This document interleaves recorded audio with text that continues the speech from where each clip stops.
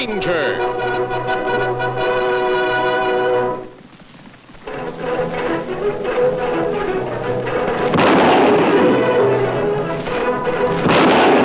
Hi-yo, Silver!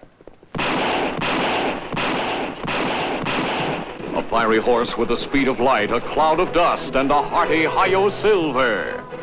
The Lone Ranger. Hi-yo, Silver! Away! With his faithful Indian companion Tonto, the daring and resourceful masked rider of the plains led the fight for law and order in the early West.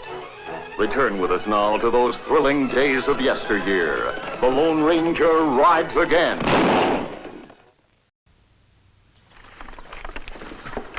$3,000 reward.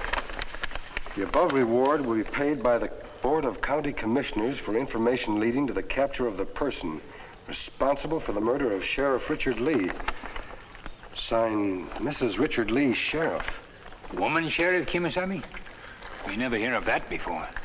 Some time ago, the Wyoming legislature passed a law giving the women right here to vote and hold office. That may be a good idea. It is good, Tonto. Someday every woman in the United States will have the same right. You think her elected to office after her husband killed? Perhaps. Or the governor may have appointed her to fill out her husband's unexpired term. That'd be a hard job for a woman. You know, Tonto, I think it might be wise for us to go to Gunstock after all. The sun will be down soon and... What is it, Silver? Hold it right there, mister. You're covered. Well, what do you know about this? All right, lower your hands slow and drop your guns. You're making a mistake, Deputy. If you let me explain... You try explaining to the ranchers you and your outlaw pals have robbed. Or to that Wells Fargo driver you shot this morning. You've been riding mighty high since Dick Lee was killed, but it's all over now. I take it that Mrs. Lee hasn't had much success in dealing with the outlaws in this territory. Success? A woman sheriff? You not like idea of woman in that job? Nobody in Gunstock likes the idea. And yet you obviously consented to work under her. I was deputy to her husband for 5 years. And when he was murdered, she asked me to stay on a while. But a sheriff's office is no place for frills and ribbons. A woman belongs in her own home with her own man and her own children. Especially a woman as pretty as... As pretty as Mrs. Lee? We've wasted enough time. Now you start walking toward town. And remember, I'm riding right behind you. I told you, start walking. Yeah, whatever you say, Deputy.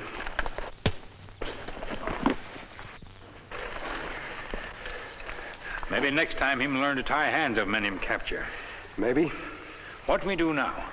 I'm more certain than ever that we should pay a visit to Mrs. Lee. Her record, either of success or failure, may have great bearing on the future position of all American women in politics. Deputy, follow us when him wake up.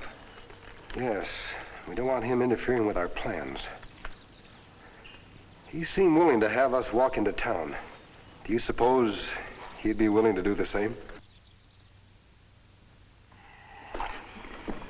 Of course, it may be that the reward isn't high enough. Perhaps we should...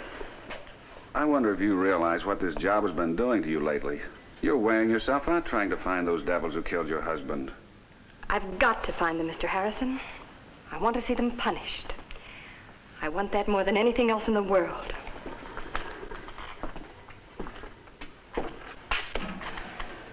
So it's still Mr. Harrison. Well, I'm sorry, Chad.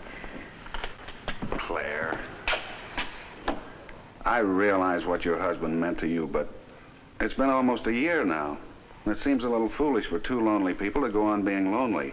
Please, I've got the ranch and the cafe. You'll be well provided for if you marry me. Well... No? I'm honored, Mr. Harrison, really honored, and, well, perhaps someday, after I've found Dick's murderer. There are a lot of people in Gunstock who doubt that you'll ever find him. You know, I heard today that some of the folks are circulating petitions, demanding your removal from office. Well, that's their privilege. The governor appointed me to take Dick's place, and it's his duty to remove me if that's what the people want. But I'll never resign, Mr. Harrison.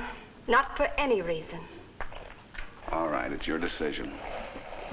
May I drive you home?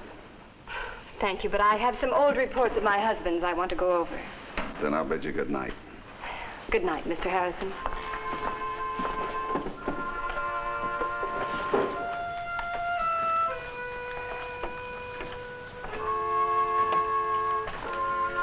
Mrs. Lee, don't be frightened. I'm a friend. Bill! Bill! If you're calling for your deputy, I think you should know that he won't be back for some time yet. If you've killed him, I haven't killed him. An Indian friend and I met him this afternoon. He accused us of being outlaws and tried to bring us in. Well, if you were able to get away then, why are you here now? Because I wish to talk to you alone. That's why I waited until your guest had left. I don't understand. You wear a mask and yet... Perhaps this will help identify me. Silver bullet. My husband once told me about a man who wore a mask and carried silver bullets like this. He said that man helped him to capture a murderer by the name of Ridgway. The murderer's name was Roswell. Yes, Roswell. So you're the Lone Ranger. That's right, ma'am. Perhaps now you'll allow me to help you find another murderer. The man who killed your husband. I don't know why, but somehow I feel I can trust you. And I won't deny that I need help. Tell me, Mrs. Lee, is there any connection between your husband's death and the wave of robberies since then? I'm almost sure the same man is behind it all. And I think my husband knew who that man was. Why do you say that? Here's the last report my husband entered into his book. It's dated August 17th. First stage robbery County ever had was reported at 1 p.m. today. Went to scene. Failed to pick up trail, but found heel shot from one outlaw's boot by stage passenger. Will accuse suspect this afternoon. That night, my husband was shot from an alley here in Gunstock. That boot heel he mentions. I have it here, but it means nothing at all to me.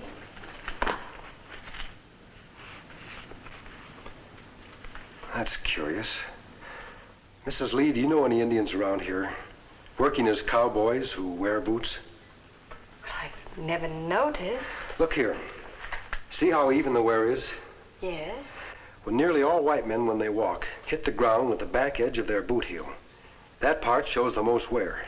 Indians, on the other hand, walk with their toes pointed in. They hit the ground with the heel and sole at the same time, and the wear is even. As it is here. Of course, then. Kemo Sabe. Yes, Tonto. This is the Indian friend I mentioned. Deputy, come now. If he sees us talking to you, it may cause trouble. Is there someplace we can hide? Well, the cell block is empty right now. Thanks, Mrs. Lee.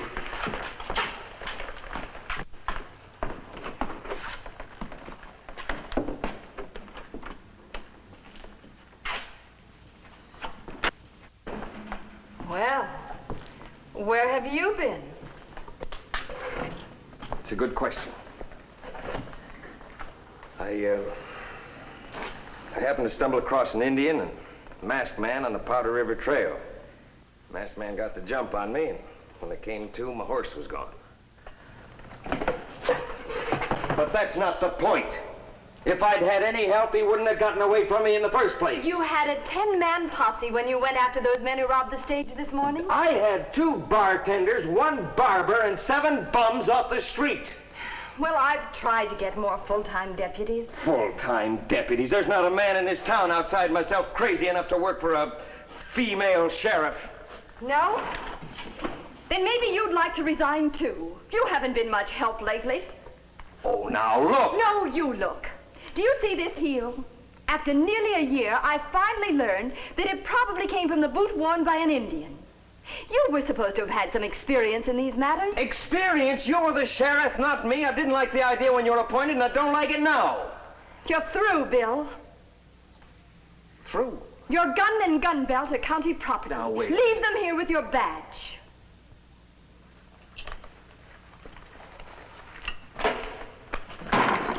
They're all yours.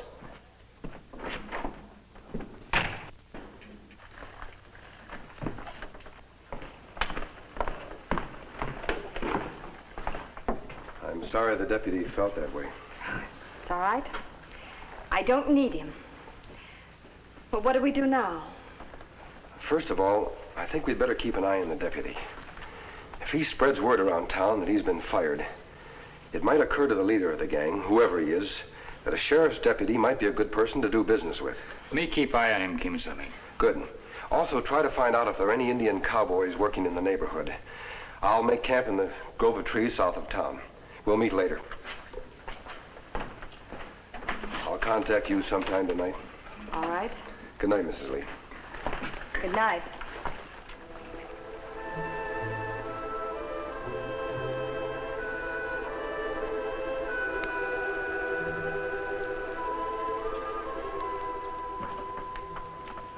Well, Taylor, good to see you. Sit down. What's on your mind? Well, I'm so blame mad, Mr. Harrison, I don't know if I'm thinking straight, but I noticed you weren't wearing your badge. the sheriff fired me. Can you beat that? Well, Bill, you know how women are. Well, I sure know how this one is. High-handed, stubborn. Bill, I don't understand what all this has to do with me. Well, it's like this, sir. I heard something tonight that makes me think I may have a line on Dick Lee's murderer, but I need your help in proving it. Go on. Well, somehow or other, Mrs. Lee learned that that heel her husband found last August probably came from a boot worn by an Indian. An Indian? Yeah. Now, as far as I can remember, the only Indian ranch hand who worked around here when Dick Lee was murdered is that fellow that works for you. I suppose you mean Comanche Joe. But Joe wouldn't. How do you know what he does when he's away from the ranch? You may have a point. And you want to question him, is that it? That's it. I'd give my right arm, Mr. Harrison, to break that gang up by myself. Have you mentioned your ideas about Joe to anyone else? Well, not a soul. I wanted to talk to him first. But there are other Indians around here. Yeah, I know that. I ran into one this afternoon. He was with a masked man who rode a white stallion. I'm dead sure they're part of the outfit. Now... Wait a minute. You saw a masked man and an Indian? Yeah? Do you remember anything else about him? Well, the masked man called his horse Silver, I think. Why, do you know him, Mr. Harrison? Oh, no, I don't know him. Look, Bill, I'm glad you came to me about Comanche Joe. And I think you should question him. Suppose you ride out to the ranch tomorrow afternoon about 5:30. I'll see that Joe's there. I knew you'd help me. Anytime.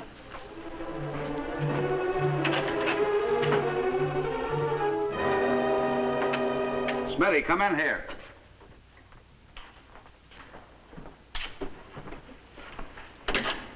You want me? We're in trouble. Claire knows that that boot heel Lee found belonged to an Indian. And Taylor remembered that Comanche Joe had been around at the time. I knew somebody beside Lee would figure that out sooner or later. So I thought you were going to do something about getting one of our gang in as sheriff. Claire won't resign. You took care of her husband, you could have taken care of her. Nothing happens to Mrs. Lee, you understand? Taylor was able to put two and two together. Suppose Mrs. Lee does the same thing. Then she'll come to me with her suspicions first, just as Taylor did. If that happens... Meanwhile, we got Taylor out snooping around the ranch. I doubt if he'll ever get there. He's riding out tomorrow to see Joe. I'll gun him on the trail. With a silver bullet. With what? Have you ever heard of a man called the Lone Ranger? No. Well, I have. I saw him and his Indian friend clean out a gang in Texas. He's dangerous, Smitty. He's very dangerous. And now he's here in Wyoming. So what? So I'm not taking any chances. I'm going to get him before he gets me. You see, Smitty, he uses silver bullets. And when Taylor's brought in with a few silver slugs in his back, I think the folks at Gunstock will take it from there. Especially when we swear that we saw the masked man do the shooting. You know, I think I'm going to like that. I thought you would. All right, take some silver coins out to the ranch house. Melt them down and mold them into bullets for me. 45 caliber.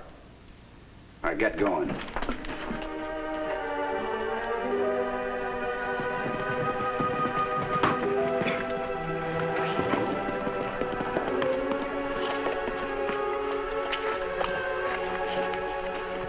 Well, Tonto, what did you learn?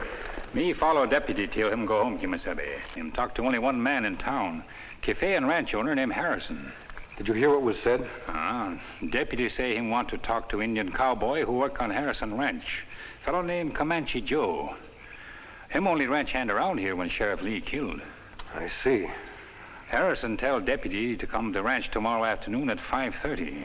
Comanche Joe be there then. Strange that Harrison never suspected that one of his ranch hands was working with a gang. Tomorrow afternoon, Tonto, you and I'll be at the Harrison Ranch.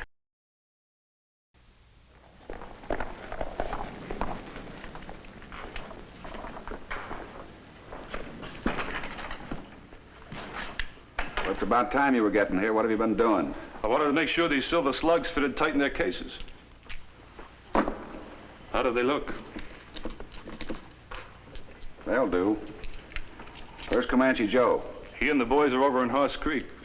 They're buried in the Wells Fargo box we lifted yesterday. Good. Well, I'm all set. Taylor ought to be riding along any minute now.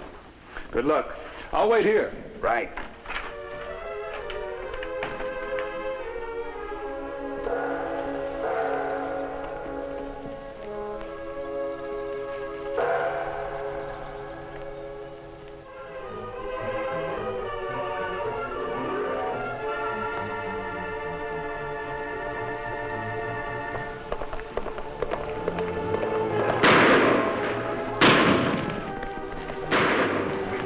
Hurry, Tonto.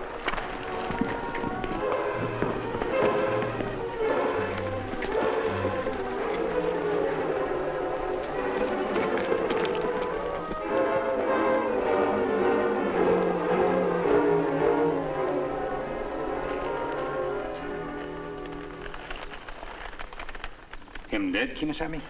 Not yet, Tonto, but he's wounded badly. I think you'd better take him to the doctor in Gunstock at once. I'll try to pick up the trail of whoever arranged this ambush.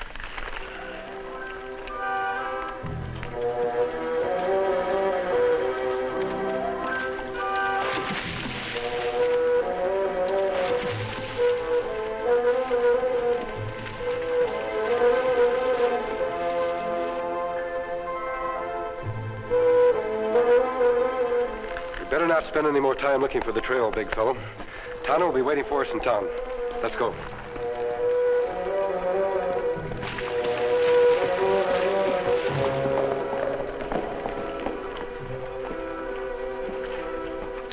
Kemo Sabe, you get away. Tonto, what? Keep your hands away from your gun. Mrs. Lee, I don't understand. No? Go inside. Hurry up.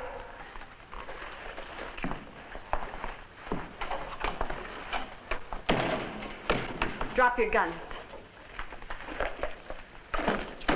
I trusted you. I thought you wanted to help me. I do. By shooting Bill Taylor in the back? So that's it. I had nothing to do with that, Mrs. Lee. When Tonto and I found Taylor, he... Nothing to do with it. 2 men saw the shooting. Chad Harrison's word alone would be enough to hang you in this county. But I have more than eyewitness evidence against you. May I ask what it is? On my desk, you'll find the bullets the doctor took from Bill Taylor's back. Look at them.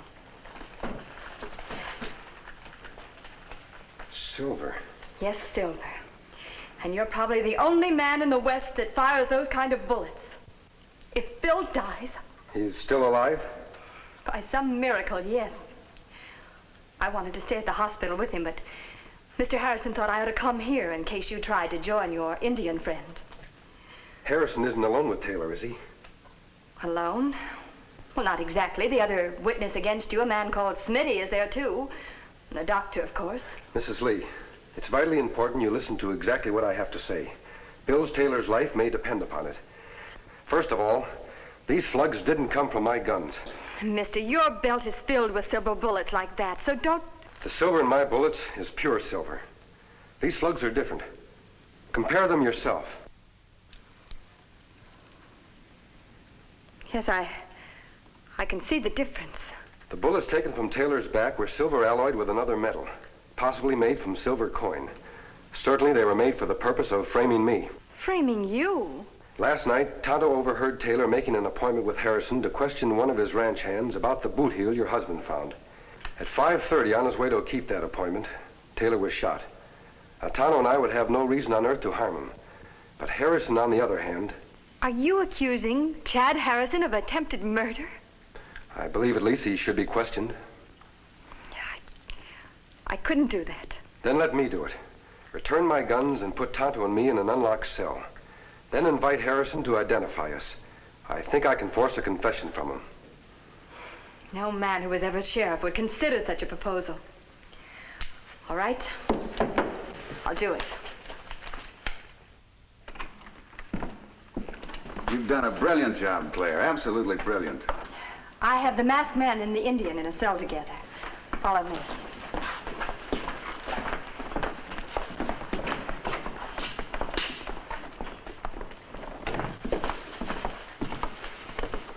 Well, you've let him keep his mask on.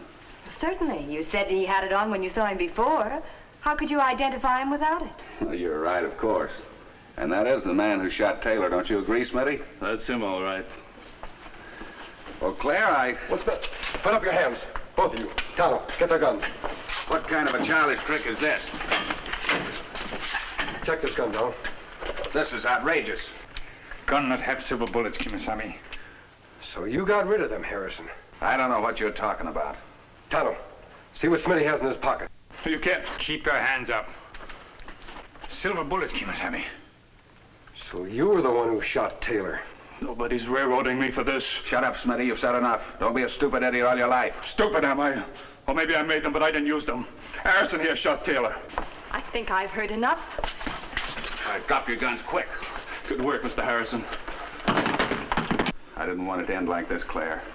I didn't want to kill anybody, not even your husband, but I had to. Let's get out of here, Mr. Harrison. You always were a fool, weren't you, Smitty? Get over there. Oh, wait a minute, Mr. Harrison. Always were a fool.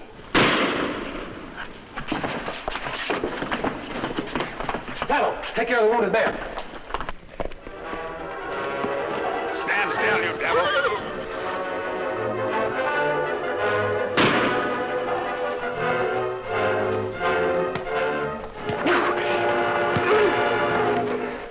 Good boy, Silver. All right, Harrison. On your feet. So that's how it all ended, Bill. Comanche Joe and the entire Harrison gang were picked up. Smitty's confession implicated them all. And the stolen money that was buried at Horse Creek has been recovered. Well, you sure did a fine job, mister. I only wish I hadn't gotten your way so much. You were only trying to do your duty, Bill. No man can be blamed for that. I guess I made my share of mistakes. And the biggest one was being so stubborn about a woman holding office. Bill. I heard the people in town are mighty proud of their sheriff. They want you to run again, Claire, and so do I. But I don't. Being sheriff is a man's job. Takes a man of experience, background, and bravery. Takes a man like you, Bill. However, I may run for the County Board of Commissioners. Well, then I insist at least on being your campaign manager. I really didn't have anything to do with capturing Harrison, the masked man, and Tonto. Where did they go? Well, I don't know. Well, anyway, they promised to return if any of us ever needed them again. I wonder who that masked man was. Don't you know? Harrison did. It's the Lone Ranger.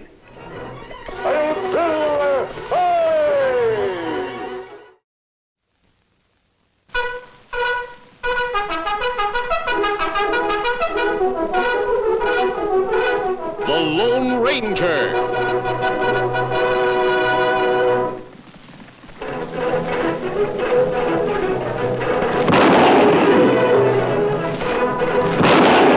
Hi-yo, Silver!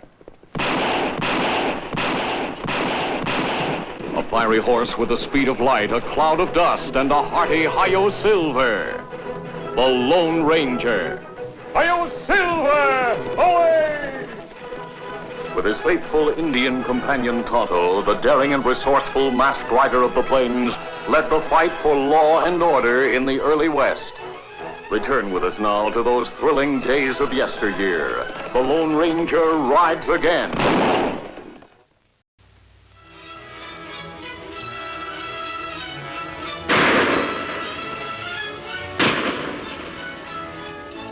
Pretty good, huh, Grandpa? Yeah. But when I was your age, I could do that with both eyes shut and a riding lickety-split. Guess there weren't many outlaws like you in these parts, huh, Grandpa? No, guess not. They just wasn't put together like I was. 1 part corn liquor and 3 parts dynamite. And if I hadn't got shut up in Brewster City, I'd still be on the top of the heap. Maybe in California by now. I asked you to milk the cow an hour ago. Sorry, Mom.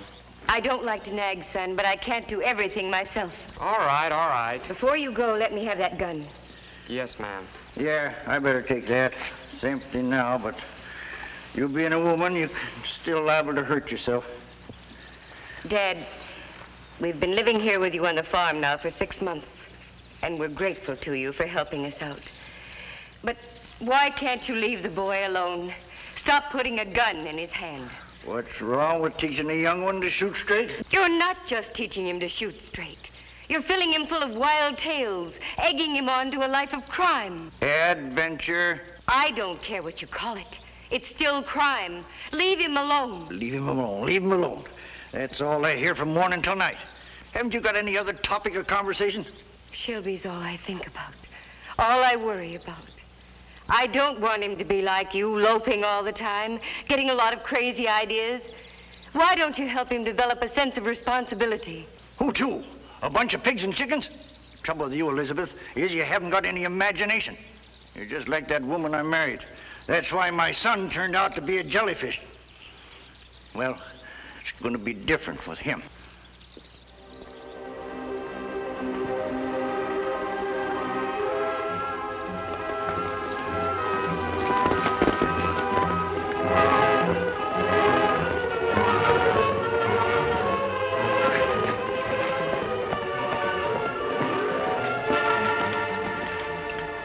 What's wrong, Dan? Why were you riding so fast? There's been some trouble in Brazos.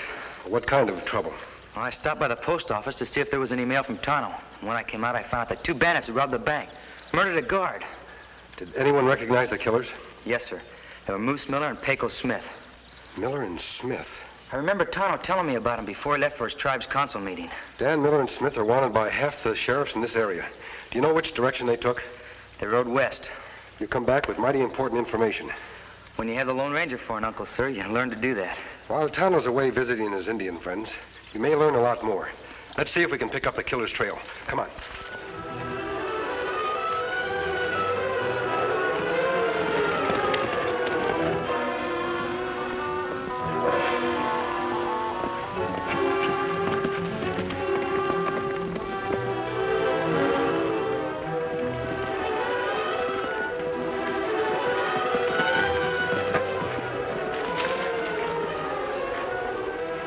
What are we stopping for? Don't tell me the great Moose Miller's lost. The Haskell farm must be around here someplace. Suppose this Haskell character won't hide us out. He will. I think it's down this way. Come on.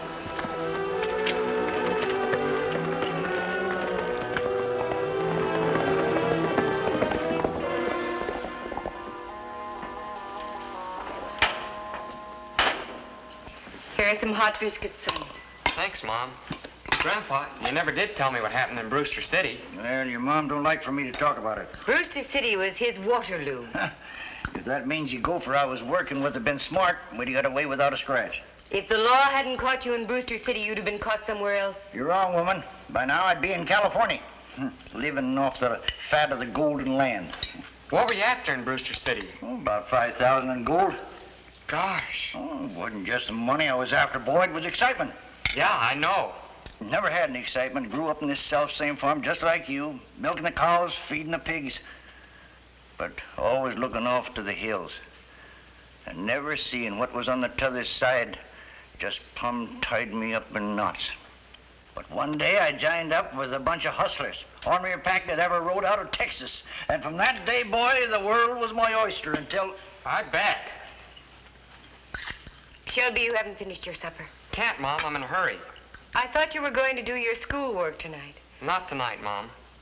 Shelby, I hope you're not going into town to meet those Ashley boys.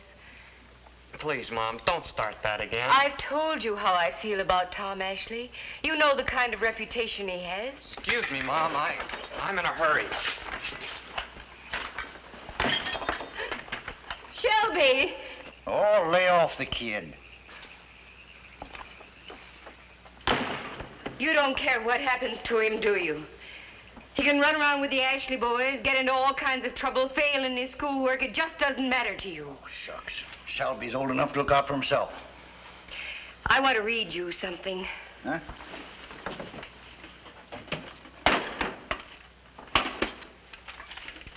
What is it?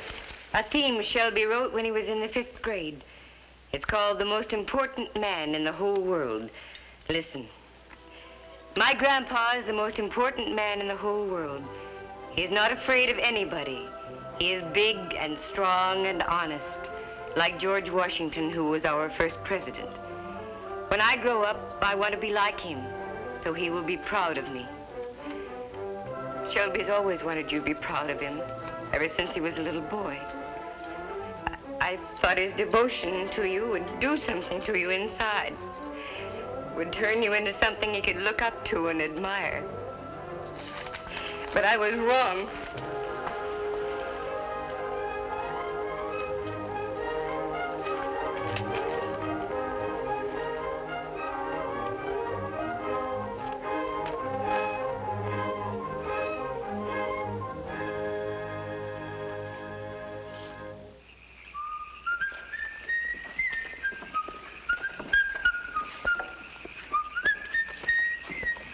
Gosh! Don't worry, kid. I won't hurt you. Know anybody in these parts by the name of Haskell? Sure, that's my name. I'll bet you're looking for my grandpa, Jim Haskell. Haskell's your grandpa? How about that, Pecos? Haskell's the kid's grandpa. Time we had some luck. Will you take us to the old man? Sure, I'd be glad to. You two fellas in some kind of trouble? Don't ask questions, kid. Just do what I say. All right, but you needn't get sore. If you're in trouble, you can count on Grandpa. Me too. Hey, you're all right. Show us the way.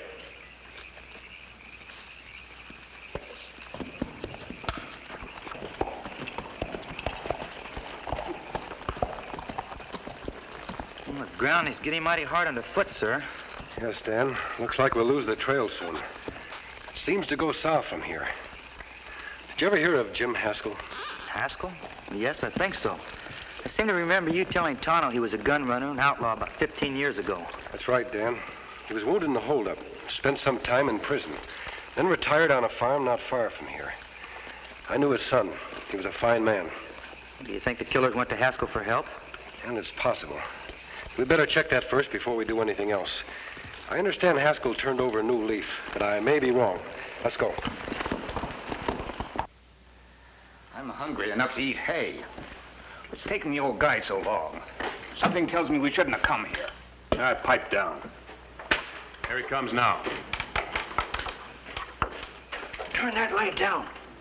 My daughter-in-law ever finds out you're here, she'll raise the roof. Bring you some grub. Thanks. I told you you could count on Grandpa. Me too. Ham and apple cider. Here, Pecos, I'll pour it for you. There's plenty more in the house.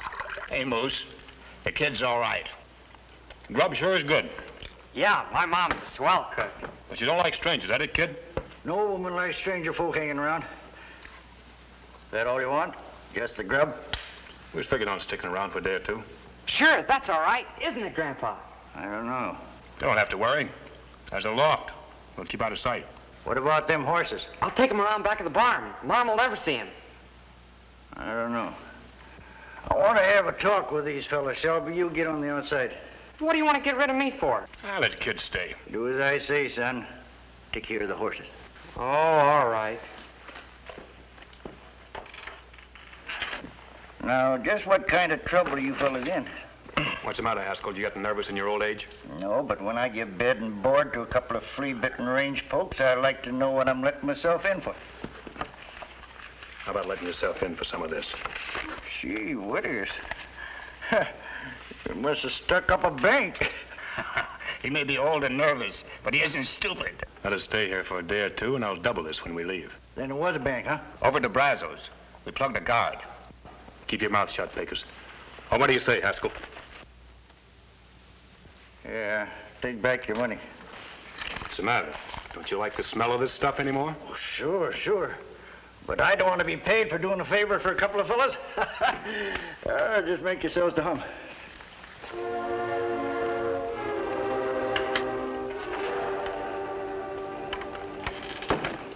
The horses are hidden. Good. Wait a minute. You hear that? Somebody's coming.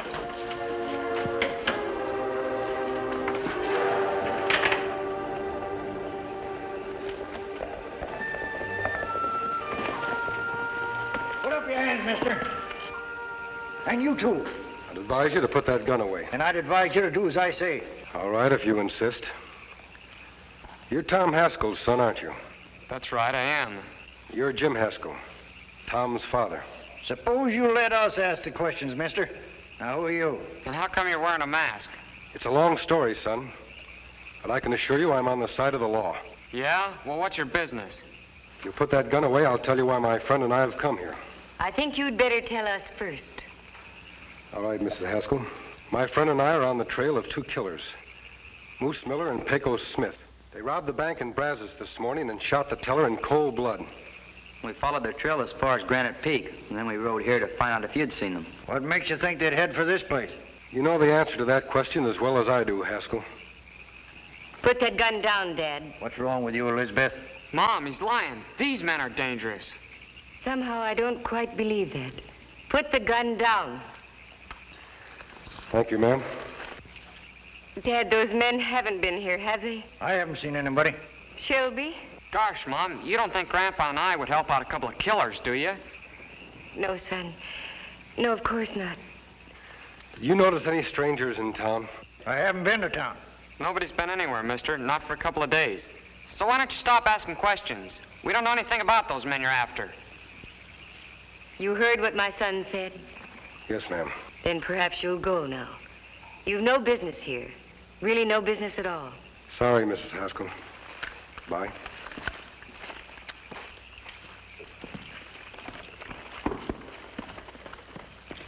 Dad, Shelby, tell me the truth. Those men haven't been here, have they? Gosh, Mom, how many times do we have to tell you? Well, that's it.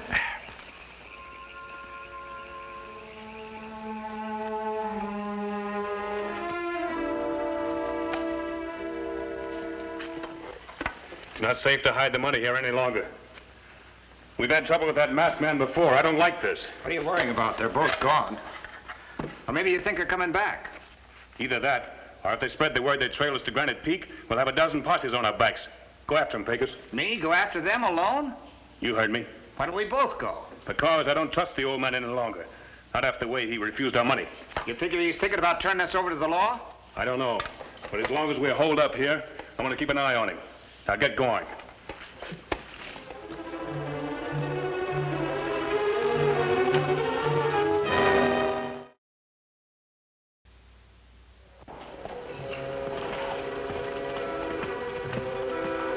Spend the night here, Dan.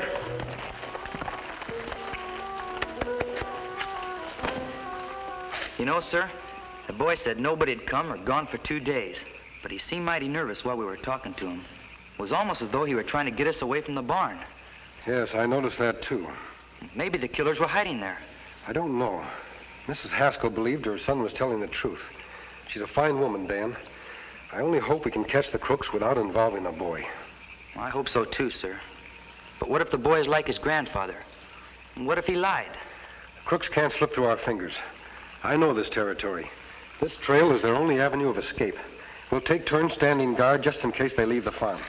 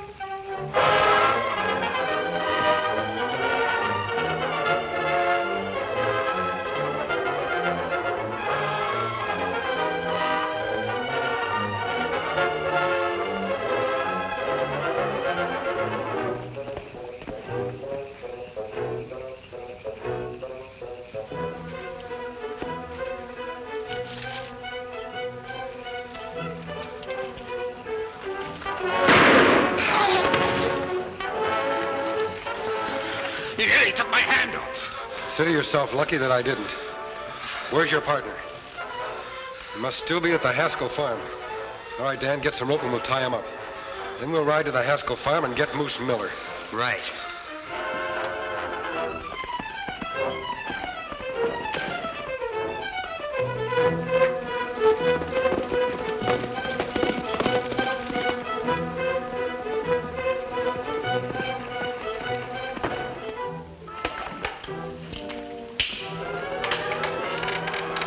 Oh, it's you. Pecos followed the masked man and his friend. Yeah, I know. Anything happen? The masked man took him prisoner, and now he's coming to get you. I gotta get out of here. Moose, Yeah, kid, what do you want? now that Pecos can't be your partner anymore, maybe you can use a new one. You? Don't make me laugh. That's your first pair of long pants. I'm the best shot in White River County. Ask Grandpa. And I've been riding since I was knee-high. You sound like a natural, all right. Look me up in California in 5 or 6 years. California? Gosh, is that where you're heading? That's where gold is easy pickings. You better take me along, Moose. Otherwise, you don't stand much chance getting there. No? How come? There's only one trail out of town, the way you rode in. The same way the masked man's coming back. I'll find the trail later on. Right now, I'm covering ground. That's just it, Moose. There's no ground to cover. What do you mean? We're hemmed in on the north and east by White River. And this time of the year, it's plenty deep and fast. I'll head south. That way's Granite Peak, and it's solid. Except I know a secret trail. Found it when I was a kid. Show it to me, will you, boy? Sure, Moose. I'll lead you back to the main trail, too. Say, you're all right. Maybe I'll change my mind about you and take you to California after all. Gosh, you really mean it? Sure. Let's go. Grandpa! Get on up to the house, Shelby. I haven't got time to argue with you, Haskell. The masked man and his pal are on their way back here. That's right. They captured Pecos. Now they're coming to get him. Well, get going. Nobody's stopping you. Take it easy, Grandpa. I'm going with Moose. Maybe to California. That's what you've been aiming for me to do, isn't it? Cut loose from the pigs and go places? Yeah, son. That's what I've been aiming for you to do, but all of a sudden I realized something. It's no good moving out on pigs if you're gonna move in with killers. And it's no good having people look up to you if you're dangling at the end of a rope. Cut the gab, Haskell. Come on, kid. You're not taking my boy with you, Miller. Why, you... Ah! Grandpa! Grandpa! He gave you food, a place to sleep. He was your friend. You had no right hitting him. Come on, kid. Let's go. But, Grandpa! I said, come on. Move.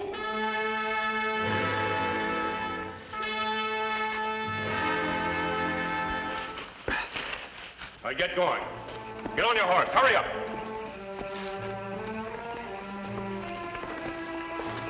I'll start leading the way. If you make a false move, I'll drill you through the head. Go on. Shelby.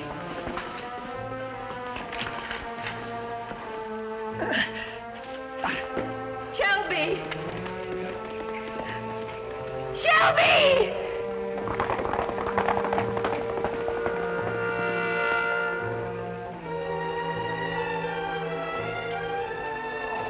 Oh. Dad, you're hurt. No, I'm all right. Where did Shelby go? Dad, answer me. With Moose Miller. Moose Miller. We lied to you, Elizabeth. Them killers was here. The masked man caught one of them, and now Shelby's gone off with the other one, Miller. Oh, Dad! Oh, it's all my fault, filling his head full of ideas.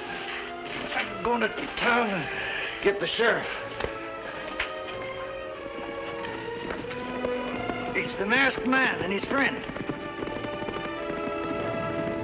Thank heaven you're here. Moose Miller just left and took my boy with him. They're heading south to Granite Peak. If you hurry, maybe you can catch up with them. Please, please go after them. Don't worry, Mrs. Haskell. We'll bring your boy back to you safe and sound. Jim, keep your eye on this man.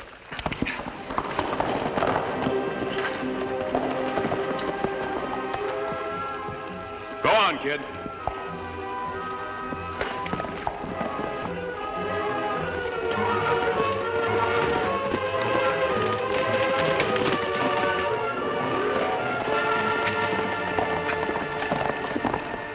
Catching up. I hear hoofbeats. I'll go that way, Dan. You head him off the other way so we can box him in.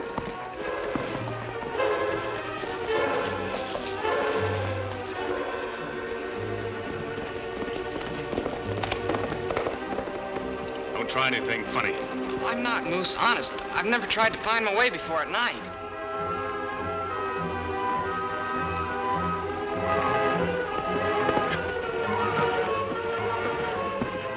Somebody's coming. Quick, over there.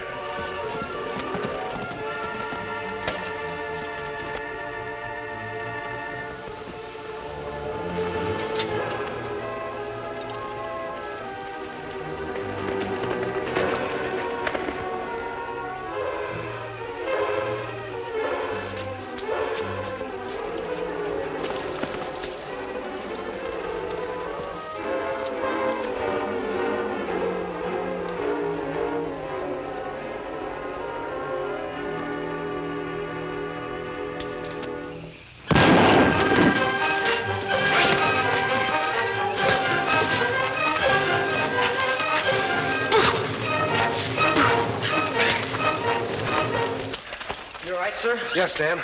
Keep him covered. Sir? Thanks. On your horse, son.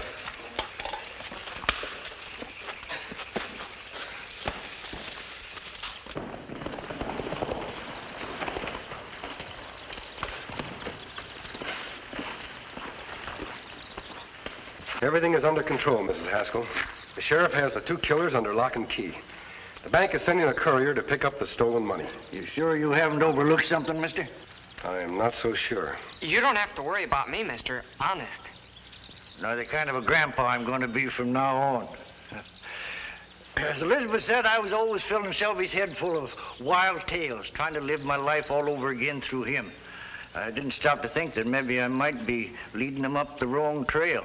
But your coming has taught me a lesson. In fact, it's taught us both a lesson. There's 2 ways for a fellow to look for adventure. By tearing everything down or building everything up. And somehow I like your way best, mister. Because, Look what it's done for us. That's right, son. Adios, my friends.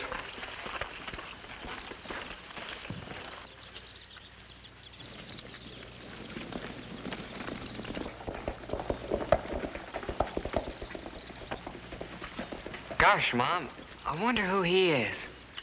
Why, son, he's the Lone Ranger.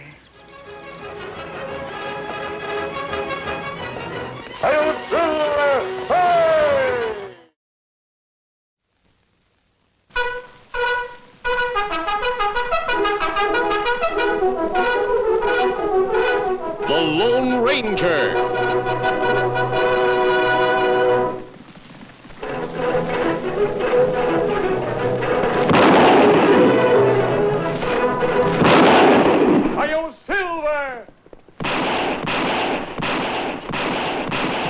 A fiery horse with the speed of light, a cloud of dust, and a hearty Hi-Yo Silver.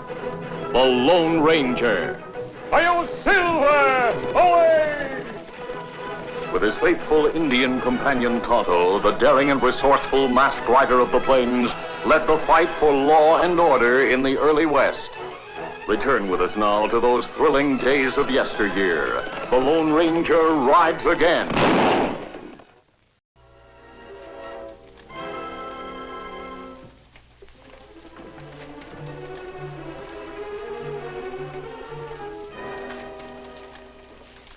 You find out who owns the land, boss? Mm-hmm.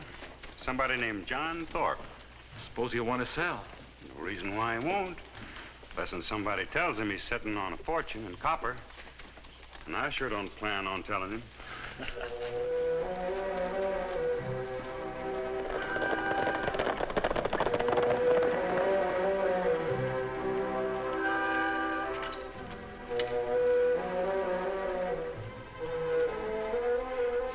Ginny, I told you not to do that heavy work. Now, Dad, I'm strong enough to carry water buckets. Besides, you're busy.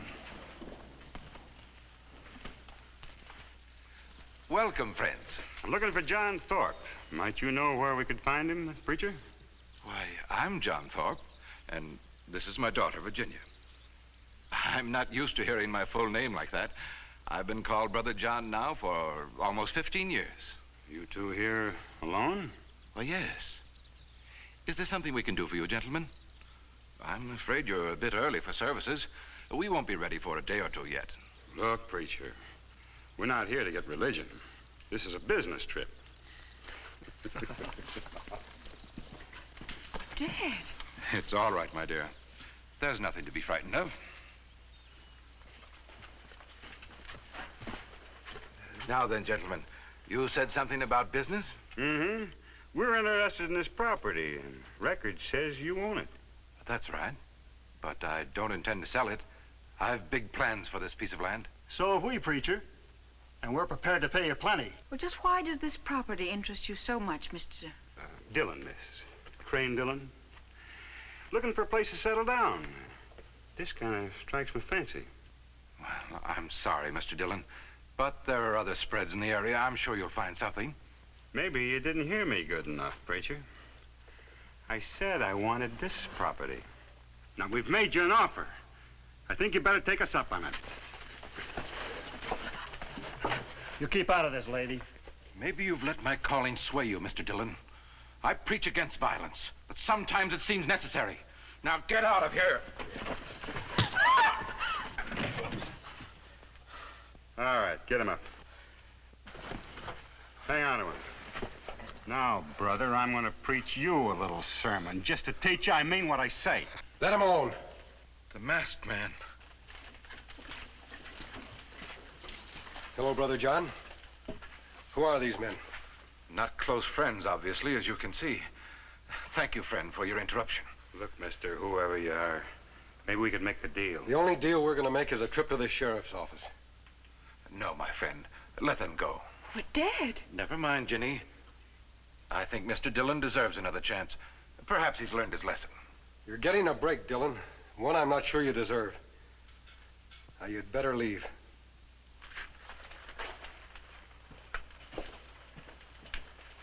Oh, Dad, are you all right?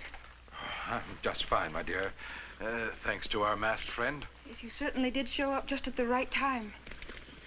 But what brings you here? Miss Thorpe, I heard your father bought this property. Brother John, I haven't seen you since you established the missionary school on the reservation. I wanted to see how plans were going. Fine, my friend, just fine. However, it will be some time before my plans are fully realized. It will take a lot of money and hard work. Of course. What did Dillon and his friends want here? This property. They must have wanted it badly. Perhaps. But that's over now. Tell me, where is your Indian friend, Tonto? It's unusual to see you without him. He's in Trail City getting some supplies. I'm to meet him at our campsite later. Will you be in this area long, sir? Perhaps, Miss Thorpe, if I'm needed.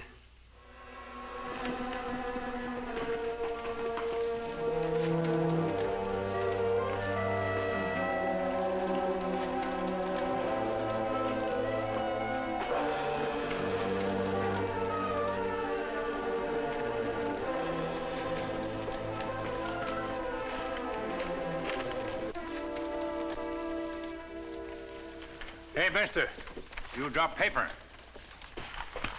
Out of my way, Indian. Thank you, my friend. Are you all right? Me all right. Seems to me you're making a mistake, mister. Siding with a redskin.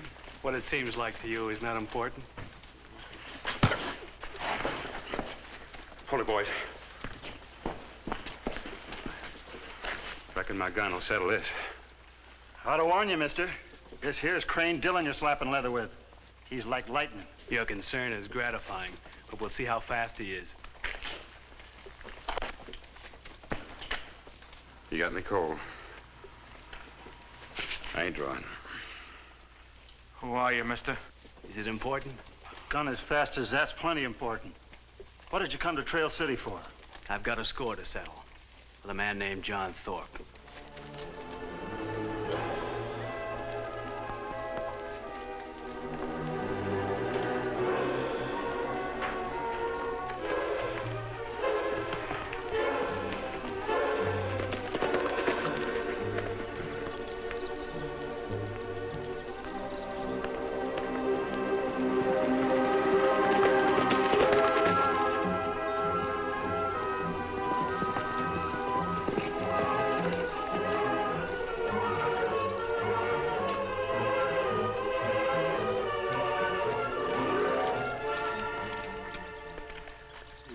Tonto. What's wrong? Trouble, Kemo Sabe. Gunfighter come to Trail City. Say him have scored a settle with John Thorpe. John Thorpe? You mean Brother John? Him drop paper, me see. Paper say him name William Hubbard. Finished medical school in East. A diploma? You mean this man's a doctor? Now, that's right. I wonder why a man who took the doctor's oath to save a human life is prepared to turn killer. And why is he after a peaceful man like Brother John? Me wonder the same thing, Kemo Sabe. That's why me ride fast. You go see, Doctor? Yes, Tonto. I'll see him tonight, when my mask won't be seen in Trail City. Now, that's good.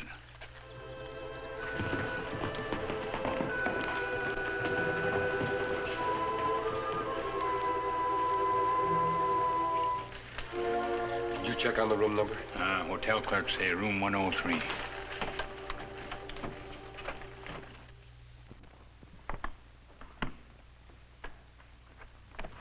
Keep your hands up, both of you. We come in peace, Doctor. Your friend and I have already met. What's this all about? May we come in? We'd like to talk to you. Just keep your hands away from your guns. You're masked. My mask stands for justice. That's why I came here. Tonto told me what happened in town. How you faced down Crane Dillon.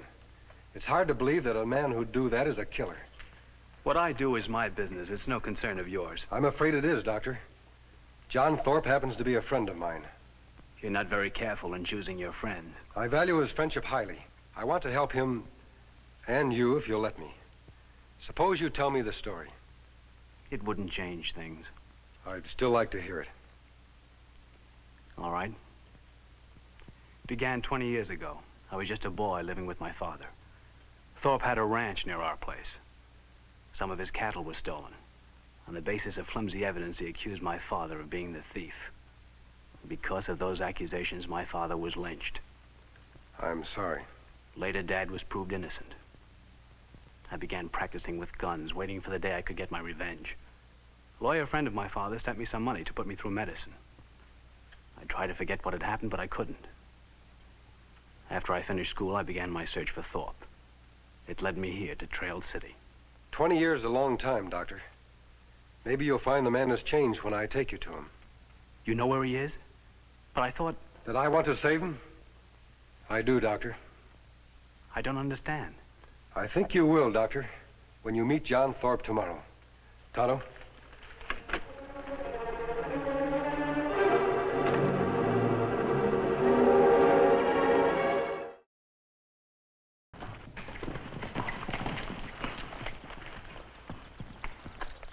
Why are we stopping here? This looks like some kind of a church. That's right, it is. I promised the preacher here I'd make a donation for a project he's planning. All right, but can you hurry it? I'd like to get on to a meeting with Thorpe. Certainly. Why don't you come in with us, Doctor? Possibly you'd like to make a donation yourself. The project is very worthwhile.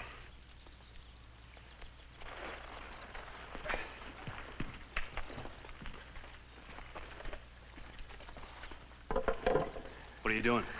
This is a church. Weapons don't belong here. Oh, hello. Hello, Virginia. Is your father here? Yes, he's in the back. Dad, you have company. Hello. Is something wrong?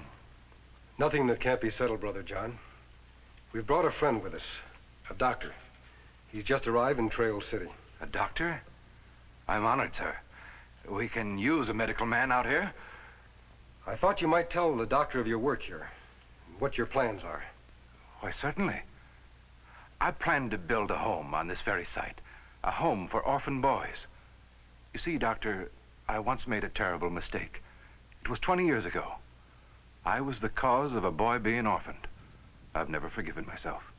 And you think this boy's home will make up for what you did? What I did, Doctor, can never be erased. What I'm trying to do is make restitution in the best and only way I know how. Can you understand? I'm sure he does, Brother John, or he wouldn't be a doctor. You and he have the same thing in common. Saving souls and lives. That's true. I'd better get back to town. Well, you will be back to see us, sir. I'll be back. Your doctor friend, masked man, there seems to be something bothering him. You're right, Miss Thorpe. There is. Is there anything we can do to help? I hope you already have, Brother John. Goodbye, friends. Now, Doctor, do you see why we brought you here? It's quite obvious, my friend. But how do I know that John Thorpe isn't simply hiding behind the cloth of a man of God? You don't. But if he were, are you still willing to take his life?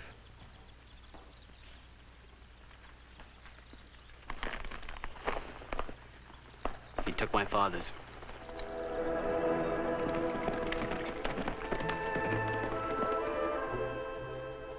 Maybe the man has changed. I'm going to build a home for orphaned boys. He killed my father. He killed my father.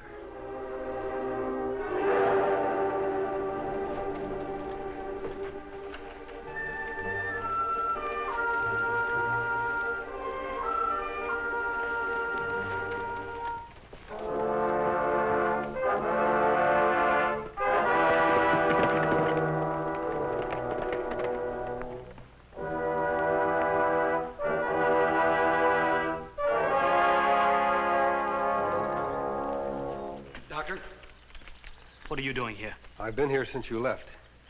You came to see Brother John? Yes. He's not inside. He and Tonto went to town for supplies. If you have a message for him, I'll be glad to give it to him. I'm afraid the message will have to be delivered personally. You still can't get straight within yourself, can you, Doctor? He killed my father. And he's been sorry for it ever since. Doctor, your medical training is priceless to the West. Could you practice your profession after deliberately violating the doctor's oath by taking a human life? No, I don't suppose I could.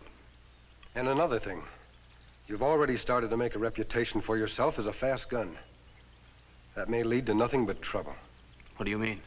I mean there'll always be someone wanting to see how fast you are. To see if they can outdraw William Hubbard.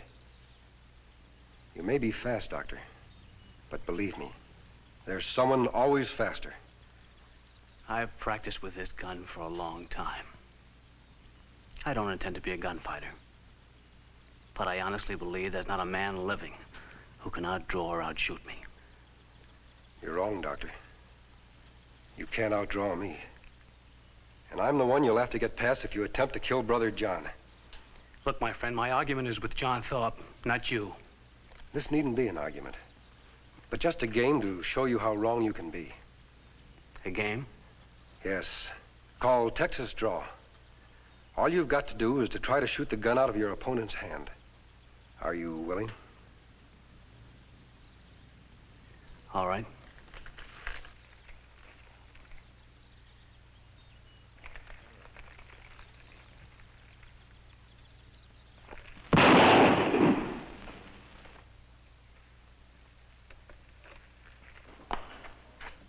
What is it? Nothing serious, Miss Thorpe. Just a game. But one that may help the doctor make a decision.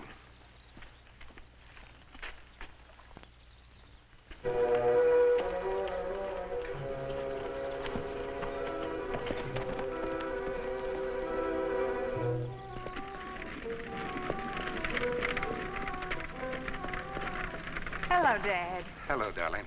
Tonto will ride out to our camp and pick up our gear. You're leaving us? No, Brother John. We'll see you again.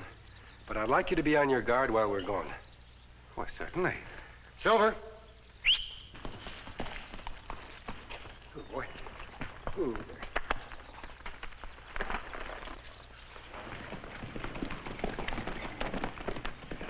They're leaving now, Dillon. This is going to be too easy. Hey, I'm sure glad that stranger started spouting off about who he was gunning for. You figure they'll blame the preacher's death on him, huh? I know they will, and he won't have an alibi in the world that'll hold water. The masked man and the Indian won't give you any trouble. Matt and me will take care of that. Good. And I'll meet you in town with the papers showing that the preacher's property belongs to us. Come on, let's go.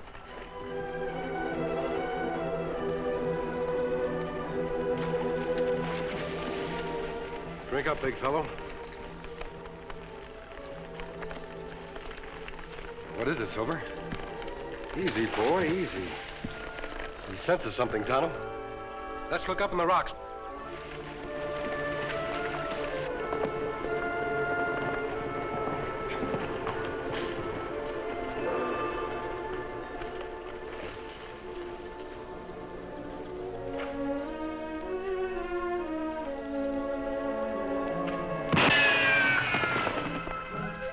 You missed him.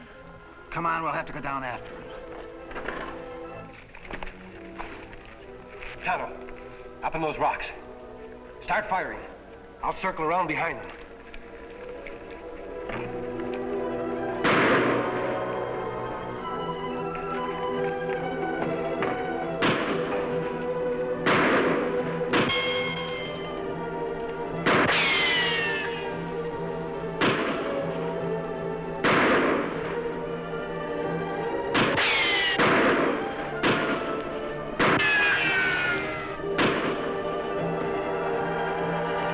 Drop those guns.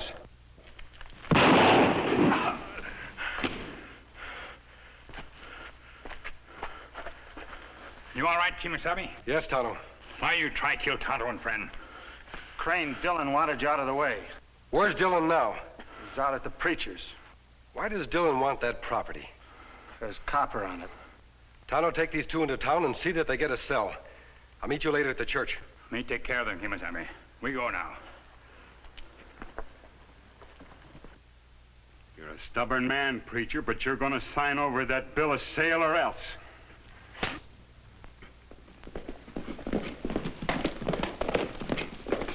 I'm asking you, preacher. Are you going to sign over this property? No. I'm giving you just to the count of 3 to change your mind. 1, 2. Please! 3!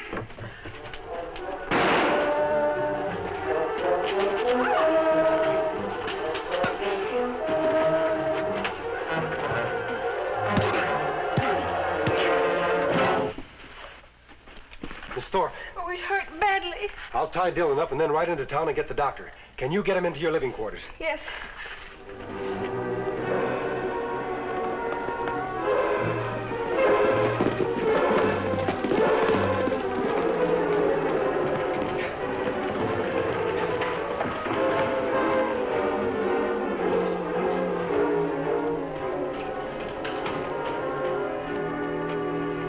Doctor, come quickly. Your services are needed. What is it? John Thorpe. He's been shot.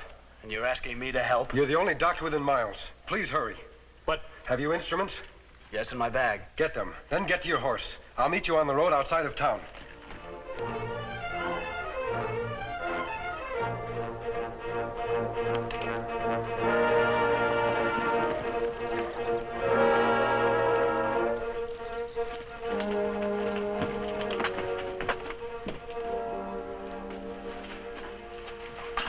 Oh, Doctor, thank goodness you come. Virginia, would you step outside for a moment? I'd like a word with the doctor. Yes, certainly.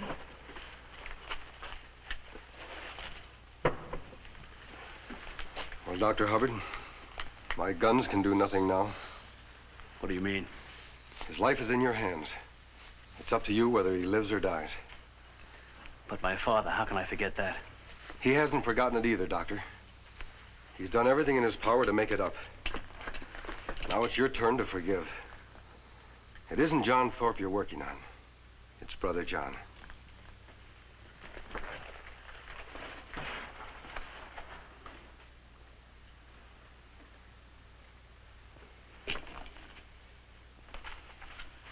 Dr. Hubbard. The masked man told me who you are, why you came here. If you'd like to call another doctor in. Doctor, there's something I want you to know. Since my father made his mistake, I've been raised on one thing. Faith. I have faith in you. You're a doctor. And I think a good one. I'll do my best, miss. Thank you, Doctor. Thank you.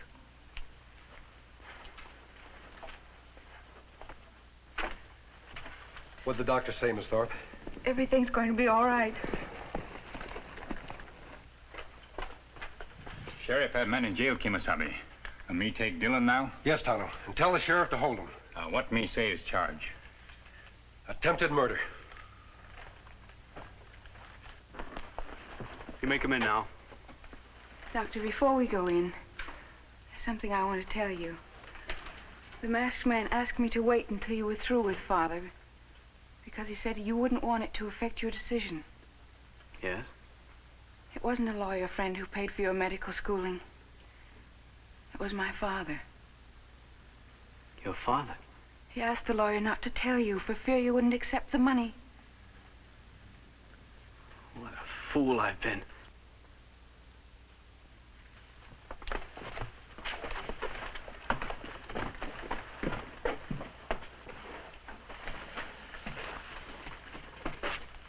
You did a fine job, Dr. Hubbard.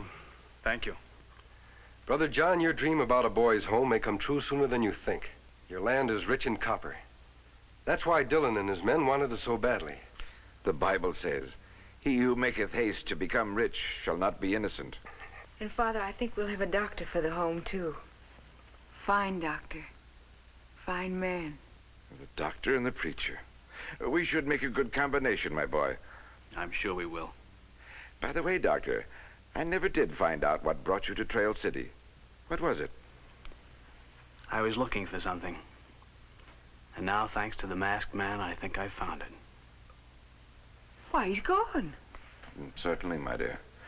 He has many things to write and many people to help, just as he's helped us. But who is he? I thought you doctors were supposed to know everything. He's the Lone Ranger.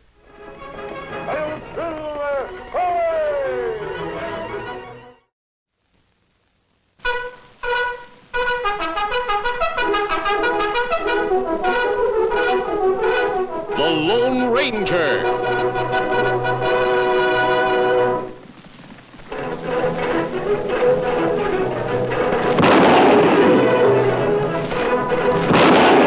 Hi-yo, Silver! A fiery horse with the speed of light, a cloud of dust, and a hearty hi-yo Silver. The Lone Ranger. Hi-yo, Silver! Away! With his faithful Indian companion Tonto, the daring and resourceful masked rider of the plains led the fight for law and order in the early West. Return with us now to those thrilling days of yesteryear. The Lone Ranger rides again.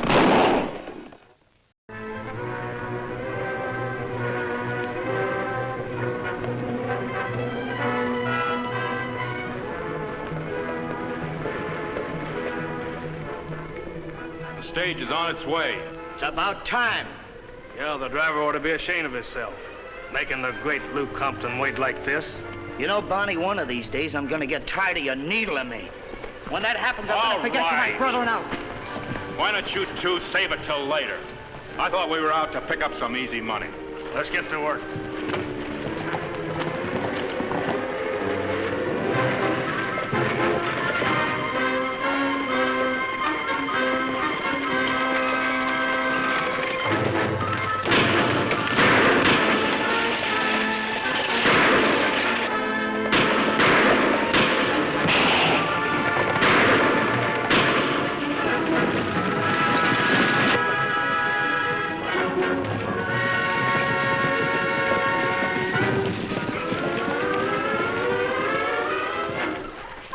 More guns up there? No. Then throw down the strong box. No passengers, Lou, but somebody left a newspaper behind. Got a picture of you in it, too. No kidding. Not a bad likeness of the great Lou Compton. Lou Compton? So you've heard of me? Yes, sir. Well, then maybe next time you won't try to outrun Lou Compton. Mr. Compton, my guard's hurt bad. If you're through with us, Huh? I'd like... Oh, sure, beat it. Oh, and don't forget to tell the good folks in Cottonwood City who held you up. Remember the name, Lou Compton. Get up! Hey!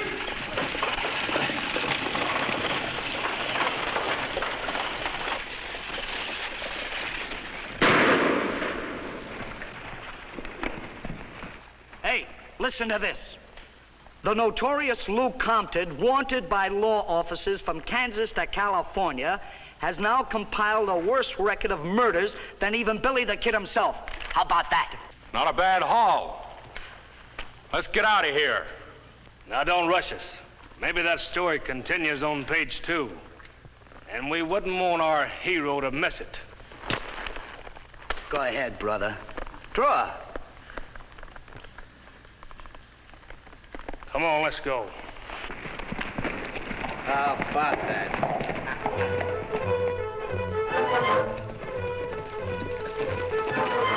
Shots we hear come from this direction, Kemo Sabe, but me not see it. Tonto, down on the road. Something shining in the sun. Look like strongbox. Come on, Silver.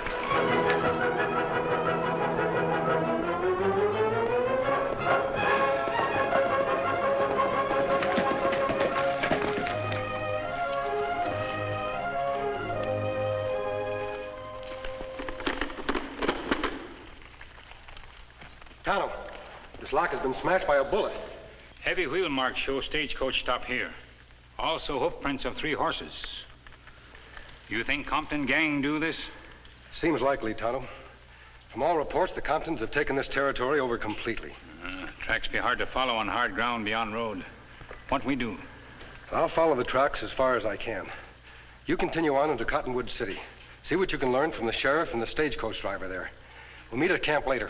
Me savvy.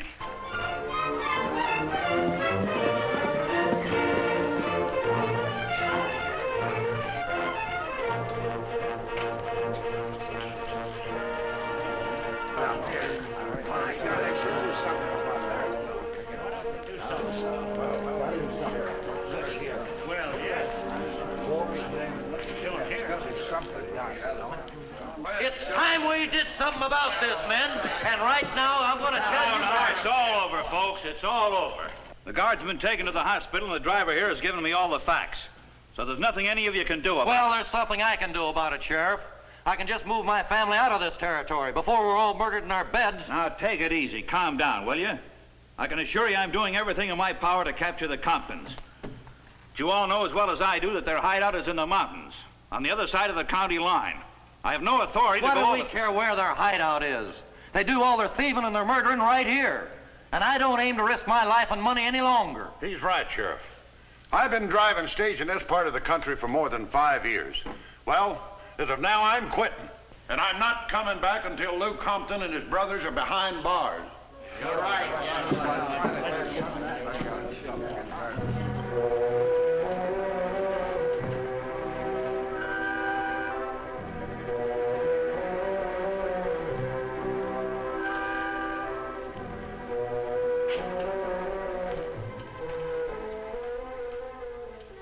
Driver sure Lou Compton man who hold him up.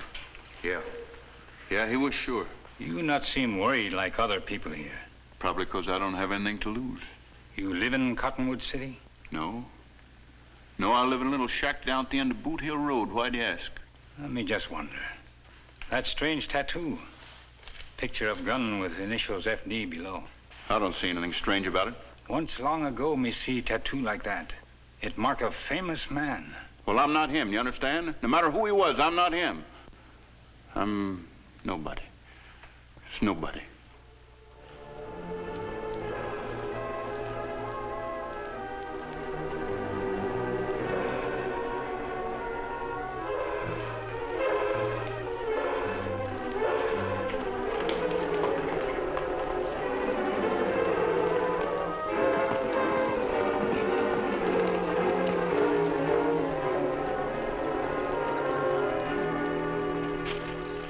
Tonto, I hope you had better luck than I did. Maybe, Kemo Sabe.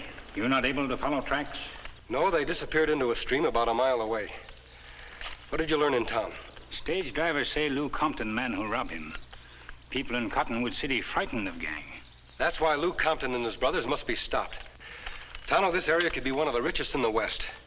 But until this territory is made safe for settlers, it'll never develop the way it should. People already talk of leaving. Were you able to talk with the sheriff? Me not try, Kemo Sabe. Me speak to another man instead. Another man? A man maybe 50 years old. Face not shaved. Clothes old and torn. But him have tattoo on right arm. Picture of gun and initials FD below.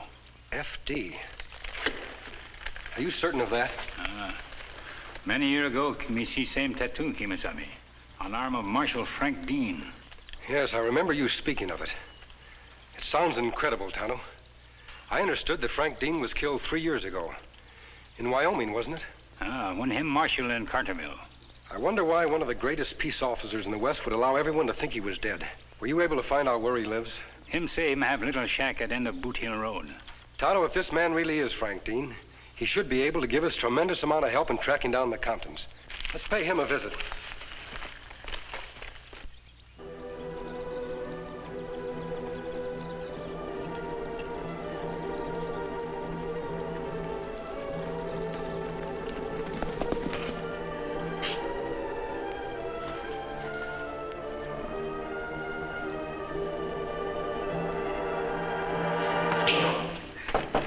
Who's there? Friends? What is this? Don't be alarmed. We're not here to harm you. Well, then why are you here? I haven't got any money. Go on, get out. Looks like you're planning a trip, Mr. Dean. Who are you? The name is unimportant. Let's say I'm just someone who has always had the profoundest respect for peace officers like Frank Dean. A masked man with an Indian companion named Tonto? Me, Tonto. But the person I had in mind is said to carry silver bullets. Like this one, Mr. Dean? Yeah. May I have this? Oh, thanks.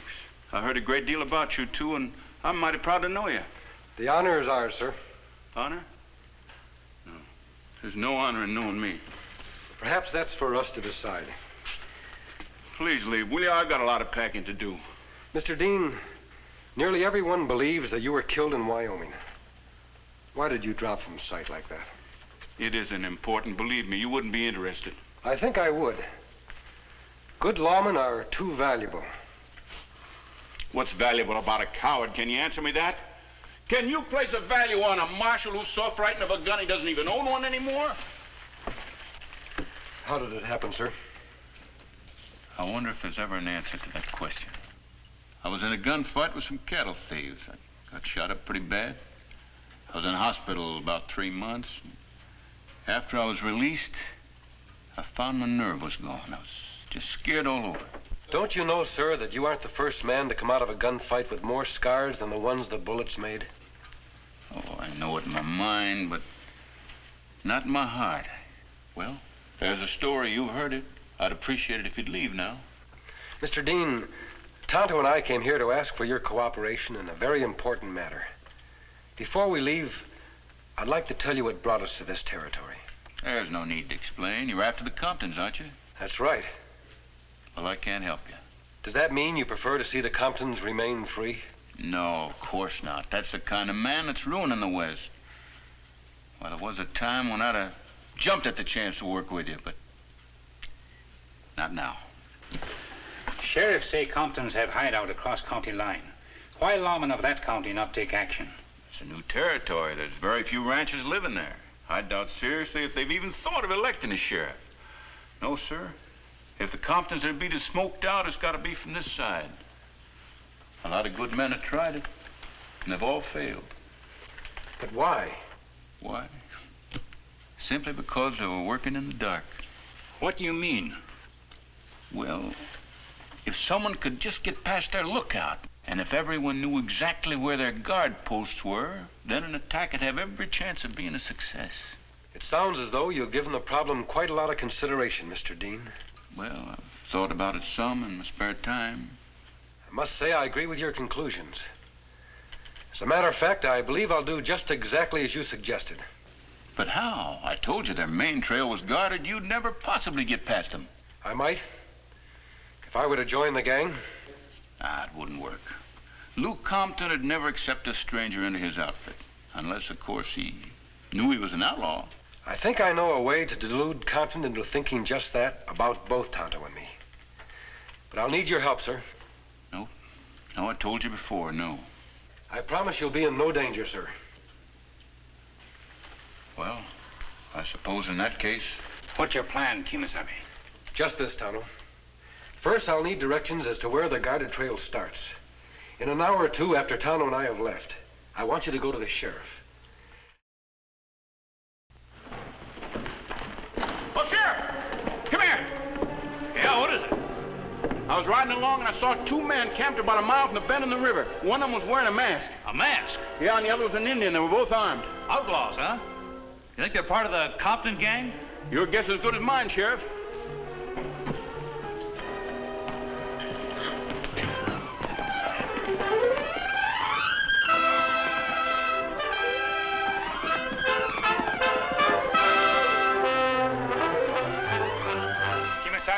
Sheriff and Dean, come now. Looks as though Dean has done his job well. Methinks Sheriff see us now. Let's get started. We'll keep just out of range of the sheriff's bullets.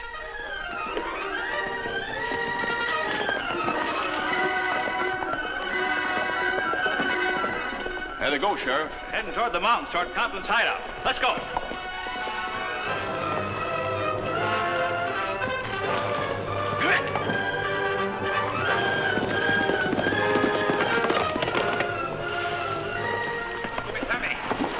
Dean's still with Sheriff. I can't understand it. I told him he could turn back once the sheriff had seen us. Maybe Sheriff asked him to come. Well, the county line isn't far away. Both of them will stop there. Come on, Silver.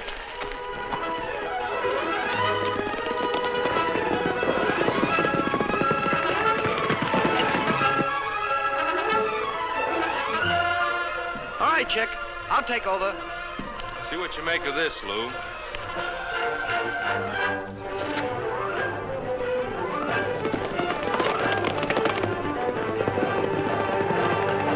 Well, the sheriff's after somebody, all right. A masked man and an Injun. Good-looking horses.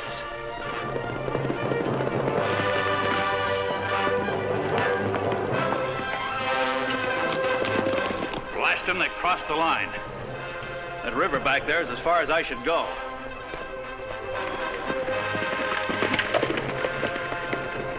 Won't be long before they'll be in the Compton hideout. I don't suppose there's one chance in a million that they'll be turned back. We better wait a minute and find out.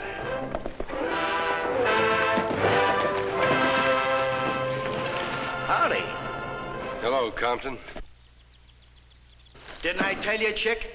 It's getting so everybody I come across recognizes me. I saw your little ruckus with a sheriff a while back. That nag he was riding didn't have a chance against those horses of yours. These big fellas have saved us more than once. What did the sheriff have in his mind? I guess he figured he had a couple of outlaws trapped. Must be frustrating for the old boy. What made you head up this way? My friend and I have been wanting to meet up with you for a long time. We heard about you in Montana. Yeah? Yeah. We were on our way here when the sheriff spotted us. Looking for a hideout?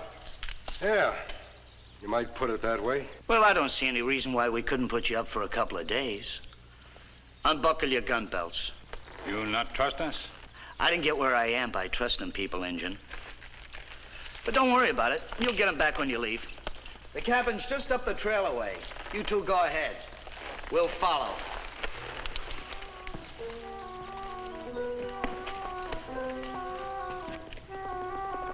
That's no use. They aren't coming back. Well, we did what we could. Might as well forget it. I wonder what's going on up there. What difference does it make?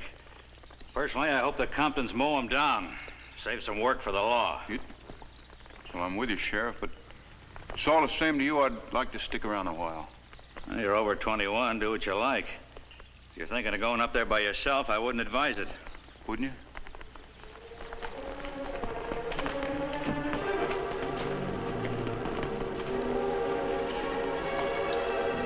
Well, this is it.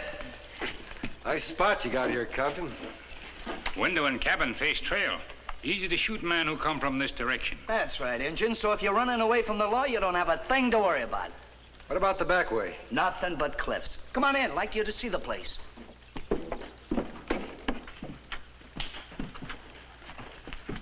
Well? Yeah. Very impressive. Not many people outside my brothers and me have ever seen the inside of this cabin. There are three, aren't there? Yeah. Bonnie's probably down at the well. He'll be back in a minute. This is the bunk room. And here's the kitchen. There's enough grub in there to feed us for 6 months, if the good people in Cottonwood City should try a siege. And here's enough guns and ammunition to fight off an army. And speaking of guns, take a look at this beauty.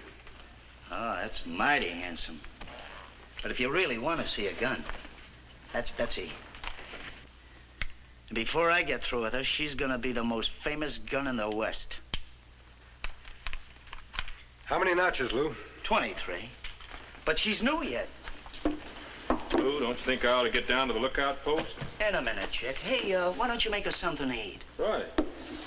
Maybe our friends would like to hear the story behind some of these 23 notches, huh?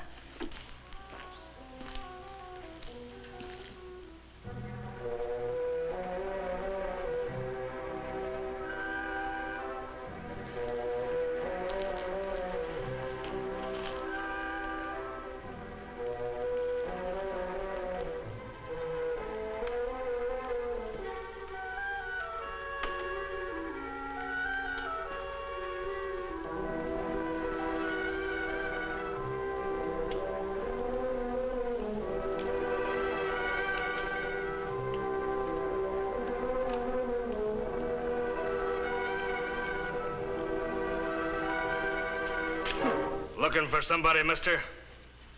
No, I was... Turn around and shut up. All right, get in the cabin. Listen, mister, I said to get inside. I don't want to go on. I wasn't doing... Come on, get moving.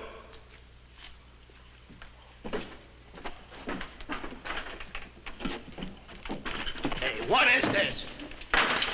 Look what I found outside.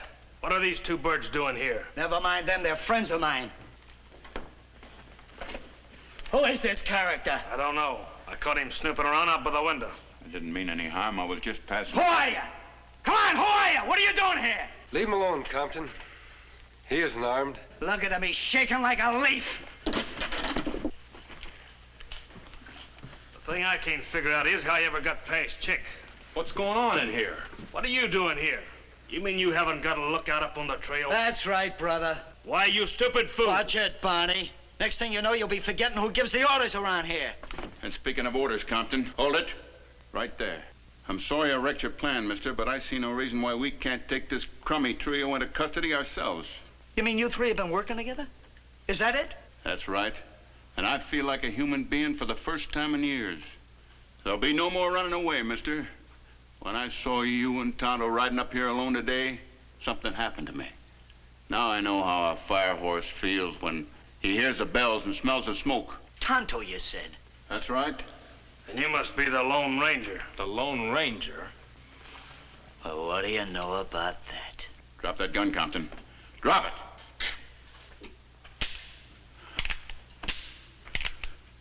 Oh, I'm sorry, friend. I forgot to tell you.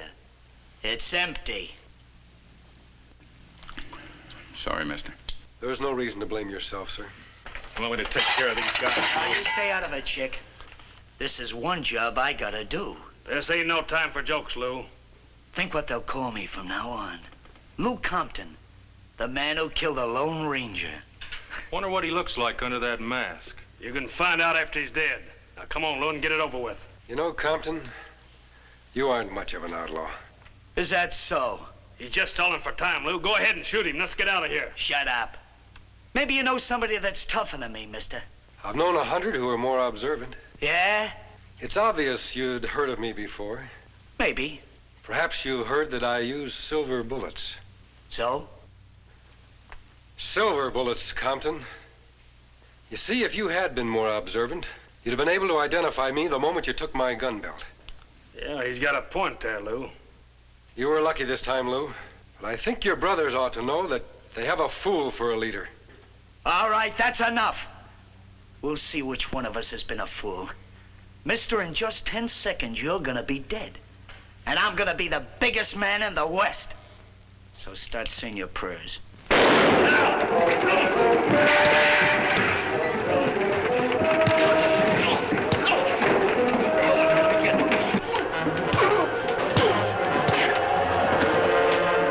Great work, Dean. I feel 25 years younger. You keep them covered while Tonto and I tie them up. We'll take care of Lou's shoulder later. Well, what's the next move, mister? You think you can take those three into Cottonwood City alone? I could take these three to China alone. Then they're all yours. But wait a minute. There's quite a sizable reward out for the Comptons. You've earned it, sir. But you and Tonto. Money help you get started again. That's mighty generous of you. By the way, after you turn those three in, where do you intend to go? Back to Wyoming. Back to my home. Perhaps we'll see you there. You aiming to head up that way, too? Yes. It's time Tonto and I paid a visit to an old friend of ours, Judge Thomas, and asked him to have a badge ready. Oh, I don't know how to thank you for that. Good luck, Marshal. Adios. Adios.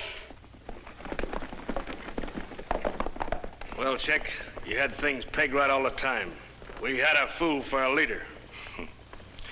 Lou Compton, the greatest man in the West. Except for one. The Lone Ranger.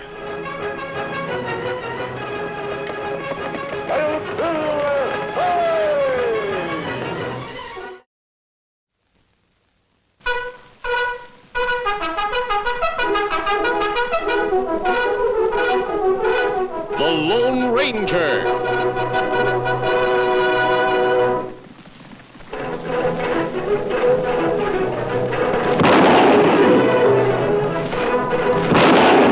Hi-yo, Silver! A fiery horse with the speed of light, a cloud of dust, and a hearty hi-yo Silver. The Lone Ranger. Hi-yo, Silver! Away!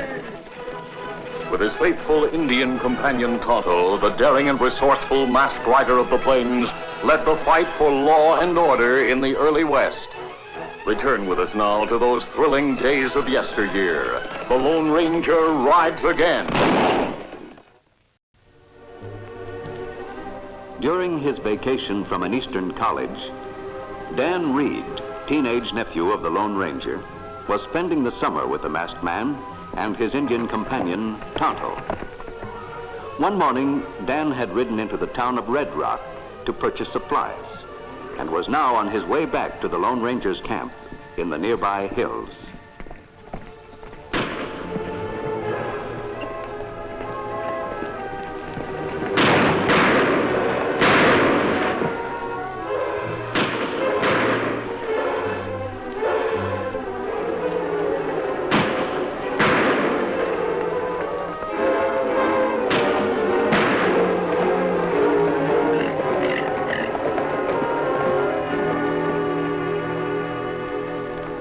We got company. I'll gun him down. Hold it, Gus. He might not be alone. We don't want anyone getting a look at us. Yeah. Yeah, and from where he is, he can't tell what we look like. Barnett's finished. That's what's important. Let's get out of here.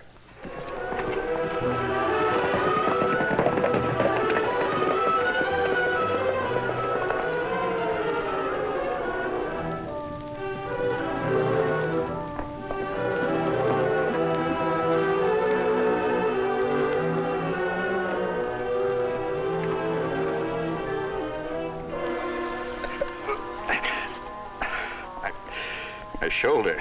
Easy. Don't try to talk now.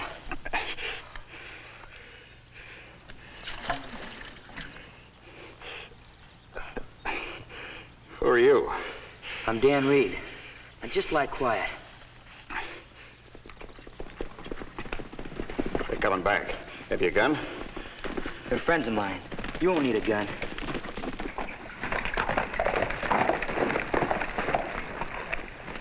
What happened, Dan? Tonto and I heard some shots. This man's been wounded. Me get something to make bandage. He was hit in the shoulder. You're masked. Don't worry about the mask. I'm not an outlaw. You see a man get shot? Yes, Tonto. Two men were chasing him. One of their shots hit him. And then, well, I think they saw me. They rode away. Them lawmen, them not right away. They weren't lawmen, Injun. And you know the men who shot you? You bet I do, mister. One was Red Dixon, the other was Gus Gottwalls. An Indian named Tonto. And a masked man who rides a big white stallion. A horse named Silver. Then you're... The Lone Ranger. Do you want to tell me why they shot you? I sure do, mister. I'm Roy Barnett. I'm a Texas Ranger. I was assigned to find the Cardoza gang. Yes, I've heard of Cardoza. He's clever as well as being dangerous. And to my knowledge, no one outside of his gang has ever seen his face. Well, I know what he looks like. That plenty good thing for law to know. How you find him? I posed as a drifter and hung around the border cafes. Finally, I met one of his gang. I became friendly with him, and he took me to meet Cardoza. And that brave thing to do. I thought after I found out where the hideout was, I could slip away and return with a posse. But Cardoza wasn't taking any chances with a new man. He had me watched day and night. They even took my gun away. Said I could have it back after I proved myself. 2 men who were chasing you. Are they Cardozo's men? Yeah. The one of them, Red Dixon, showed up at the hideout this morning and recognized me as a Texas Ranger. I was lucky to get away at all. Can you tell us how to get to Cardozo's hideout? Sure. And I heard Cardozo's planning some kind of a job. Cardozo runs true to form. Whatever he's planning will endanger the lives of many people. Him never seemed to care how many people he killed. If you're gonna look for Cardozo, may I come with you? I can show you the way. No, Roy. In your condition, you'd be more of a hindrance than a help. I guess you're right. We'll take you back to our camp. Dan, Roy shouldn't be left alone. We're delayed in returning to camp for any reason. It's up to you to see that Roy gets safely back to town. I understand. Good.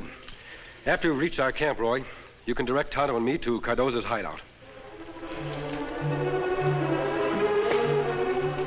Tell me, why? Why is it that I, Juan Pedro Cardozo, must have such stupid fools working for him? But it's like I said, we saw Barnett fall from the saddle. But do you make sure that he is dead? No, you do not do that. We didn't have a chance. We saw the somber and I figured others might have heard the shots. Always when someone else do the thinking, there is trouble. First, it is you. You bring a spy, a snake among us. And then you perhaps let him leave. Perhaps already he's telling someone where I, Juan Pedro Cardozo, am. Or what the face of Juan Pedro Cardozo is like. Pancho. Si, senor. Get my horse. We leave here at once. Muy bien, senor. You two will go back and find that snake Barnett. I want him dead. We will meet at the old mine tunnel.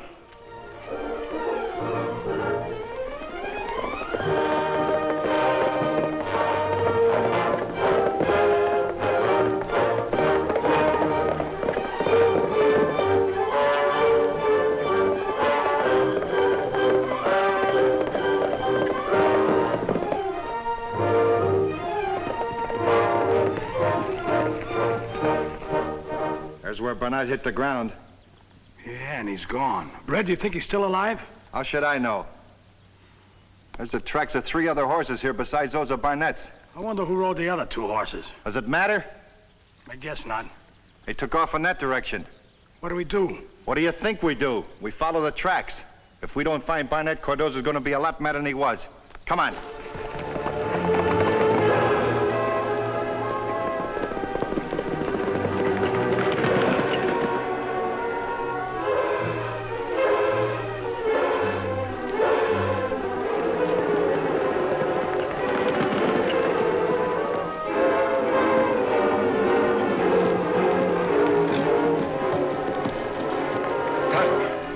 Directions, that should be Cardozo's hideout. It looks deserted. Shortcut Roy tell us about get us here plenty fast. Yes, Tonto. With Barnett getting away, Cardozo must have decided to move on. Maybe we pick up trail, Kemo Sabe. We can try.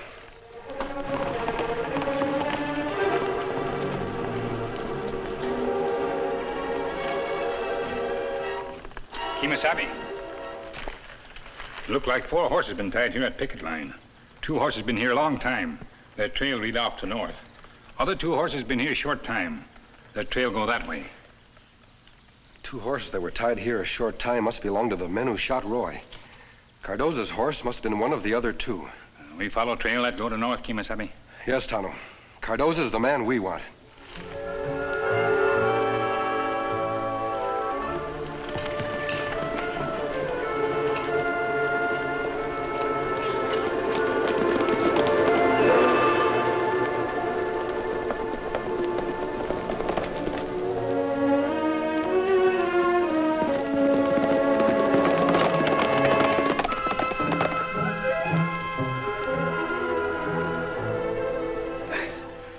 Have a drink of water? Sure.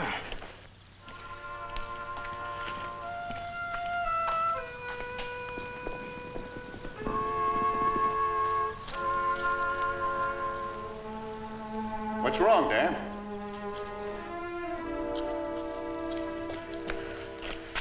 The 2 men who chased you, I'm sure they're coming up the trail. We got to get away. No, you're in no condition to ride. I can try. No, Roy. Be better if you stay hidden. I'll let them see me, and I think they'll follow. Then I can lead them away from here. But they may catch you. On Victor, I'm sure I can outrun them. But I'll keep out of gun range. You're taking a big risk. I'll be careful. You better keep my gun just in case. But Dan, I'll hide your horse.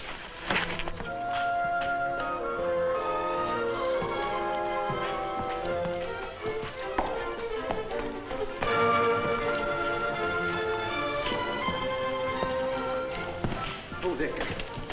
Oh.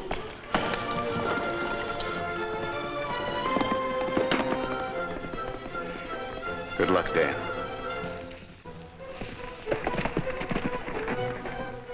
The hombre on the white horse. I don't see Barnett. But I bet he can tell us where to find him. Come on.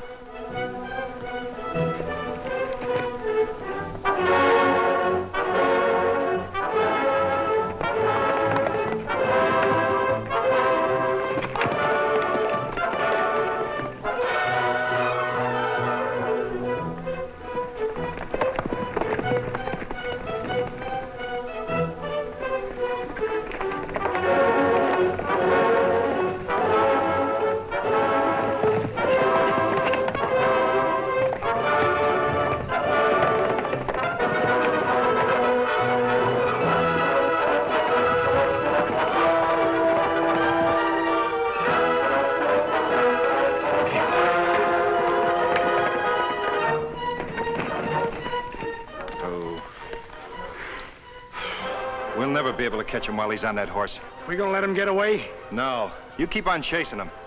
There's a trail that leads over this ridge. I'm gonna take it and try to cut him off. Come on.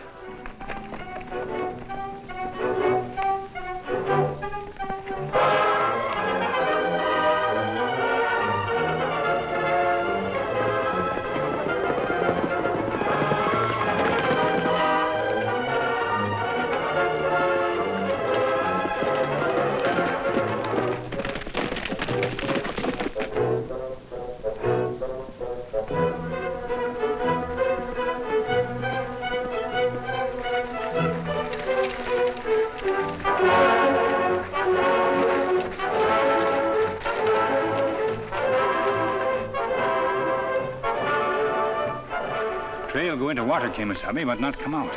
Sure, Cardoza used the riverbed to cover up his trail so he couldn't be followed. Cardoza plenty smart bandit. Yes, he's clever and cautious, and he knows every outlaw trick. He and men like him are a constant menace to the development of the West. Now, what we do now, Kemo Sabe?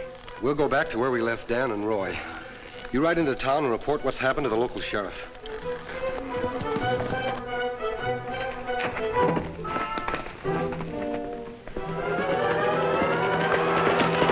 Raina, hit the ground. What's the... I said hit the ground.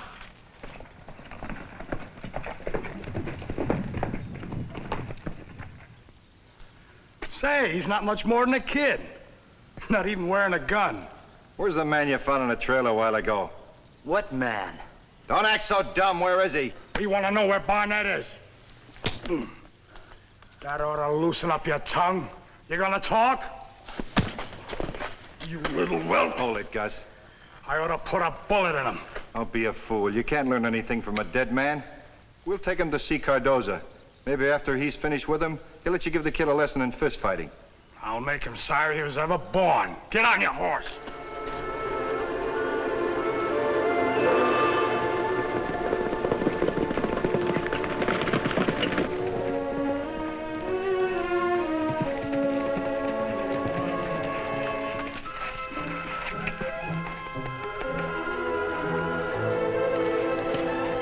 Feeling better, Roy? I'll be all right. Where's Dan? He must have seen us coming up the trail. Well, Dan... Something happened to him? He saw the two men who gunned me coming up the trail. He said he was going to lead them away from here. I tried to stop him. Those men have done anything to harm Dan, We pick up trail, Kemo Sabe. We find them. We'll be back, Roy. Come on, Tonto.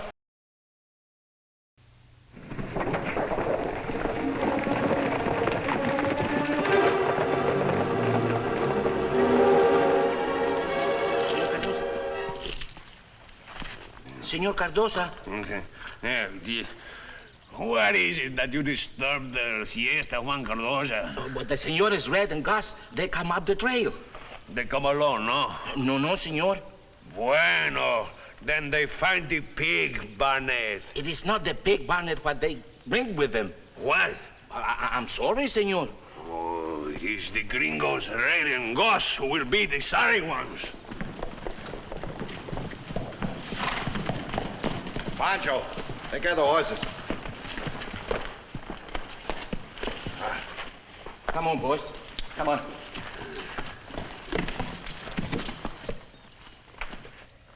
Who is this that you bring here now? This is the hombre that come along after we gunned down Barnett. And you run from him? A boy, just a muchacho? He may be young, but he's plenty tough. Ask Gus. I ain't forgetting what the young whelp did. And the gringo Barnett, you find him? He is dead, no? Well, we didn't find him, but this here kid knows where he's at. Joe, where is the man they say you find on the trail? What man? He's playing dumb again. Let me beat it out of him. He knows what happens to Barnett. So the muchacho will not answer Juan Pedro Cardoza. I ask you once more, where is the snake Barnett? So the muchacho still will not speak. He's yours. Make him talk. I'll knock some of that spunk out of him. Better be careful, Gus. Remember what happened back on the trail. I'll make this young whelp feel sorry he was ever born.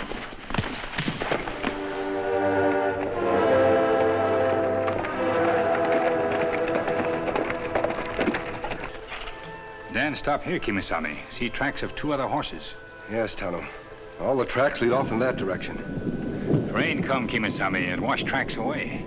We'll have to find Dan before the storm breaks. Come on, you gonna get up or not? Oh, so you haven't had enough. Oh! Can't you find him, Gus? I'll break his neck. Oh! You must like it down there, Gus. You're there most of the time.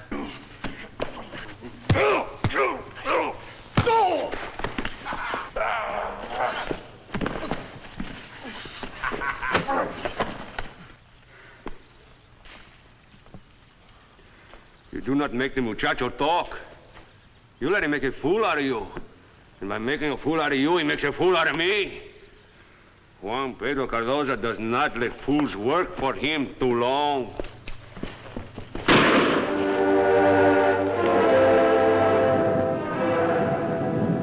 Hey, Red, looks like a storm is coming. Pancho! Si, senor. Tie up the muchacho and bring him into the tunnel. I question him there.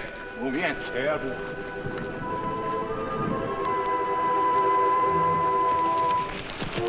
Sound like shots come from across valley, Kemo Sabe. Yes, Tonto. Come on.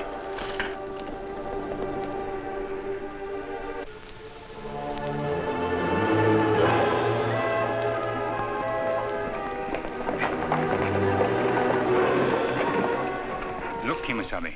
Dan's horse Victor with other horses. You think them have Dan in tunnel? There's a good chance of it, Tonto. We go see now? If Cardoza and his men are holding Dan in the mine tunnel, we'd be perfect targets for their bullets if we tried to rush them. Them see us against light. We not see them in darkness. We wait till night. Them not see us then. True. But it would be difficult to take Cardoza and his men by surprise. And in the darkness, if there is any shooting, Dan might get hit. What we do then? We've got to smoke them out into the open. How we do that? Many mines have 2 entrances, Tonto. The main tunnel and a second tunnel which can be used to escape by if there's a cave-in. If that mine has an escape tunnel, we have to find it. If mine have second tunnel, Kemo Sabe, we find it. We'll circle around the east slope of the mountain and begin our search there. Come on.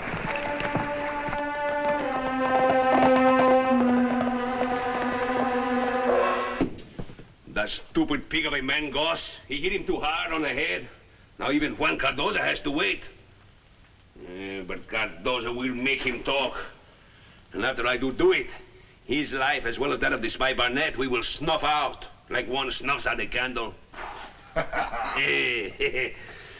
While we wait, I tell you how we carry out tomorrow's raid.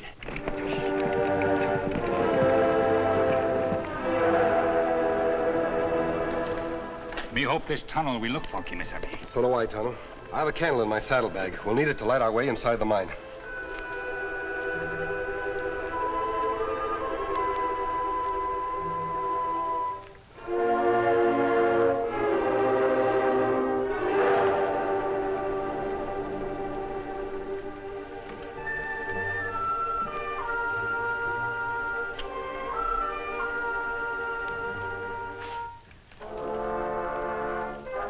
Be careful, Tonto. Timbers shoring up this tunnel are old and rotten. Bumping against almost any one of them could cause a cave-in. Now, me be careful. going to rob the bank in Gainesville. It should cause us no trouble. And after we take all their money, we head back across the border. Hey, now here's what you'll do. Reid, you will ride into town with me.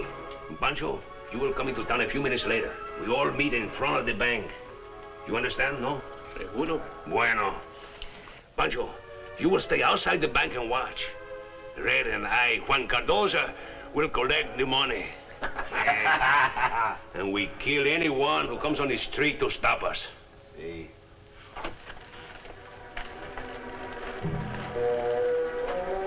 Tunnel. There's Dan. 3 men are with him in the tunnel. Maybe we rush them, Kemo Sabe. No, Tunnel. There'd be gunplay with Dan in the line of fire. Oh, that bad. Tunnel. There's a draft passing through the tunnel toward the main shaft. We'll follow our original plan and smoke the outlaws into the open. I don't like doing it with Dan in there, but... Smoke not hurt Dan, Kemo Sabe. Only make his eyes water. Outlaws maybe kill him. Me get wood to make fire. Good. I'll go back and gather some branches and leaves. That'll cause the fire to give off more smoke. You be careful, Kemo Sabe. Yes, Tunnel. What do we do with the kid? First, he tells us where we find the gringo, Barnett. And then, we kill him. Powder from these bullets will make a fast, hot fire. Me wet leaves, Kemo Sabe. Yes, Tunnel. Wet leaves make fire, smoke plenty. Smoke make outlaws leave tunnel plenty fast. I hope so, Tunnel. This candle should make a good fuse for the fire.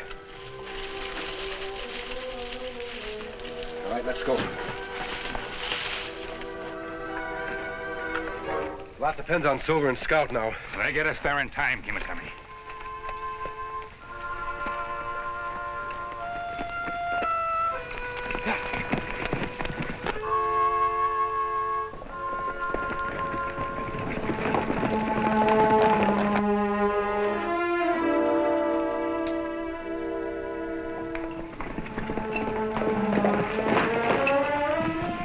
We'll leave Silver and Scout here.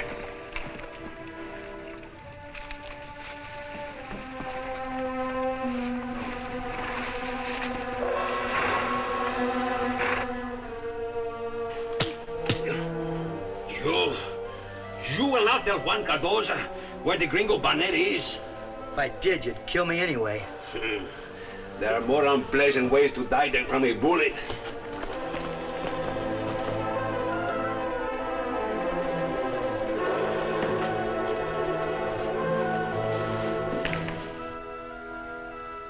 Let me give him a taste of my gun butt.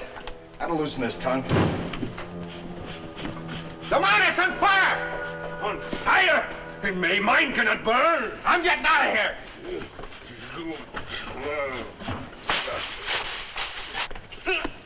Hold it! Get your hands high. Don't make a sound. Tonto, get their guns and tie them up.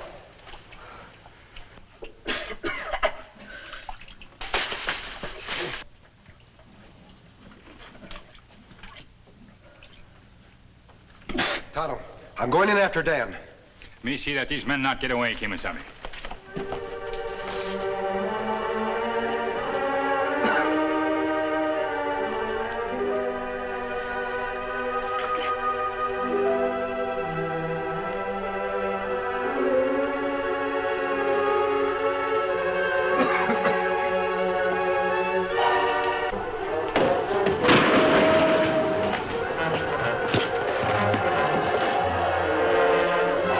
You all right, Dan? Sure, I'm all right. This is Cardoza. Looks like you've taken all the fight out of him. Want to take your prisoner in, Dan? You bet. Senor Barnett. What is it, Cardoza? The senor who wears the mask.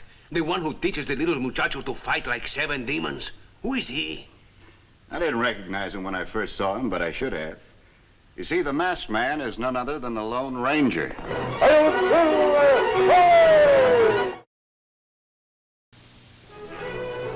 Be with the Lone Ranger and Tonto same time next week for new dangers in another thrill-packed adventure when the Lone Ranger rides again.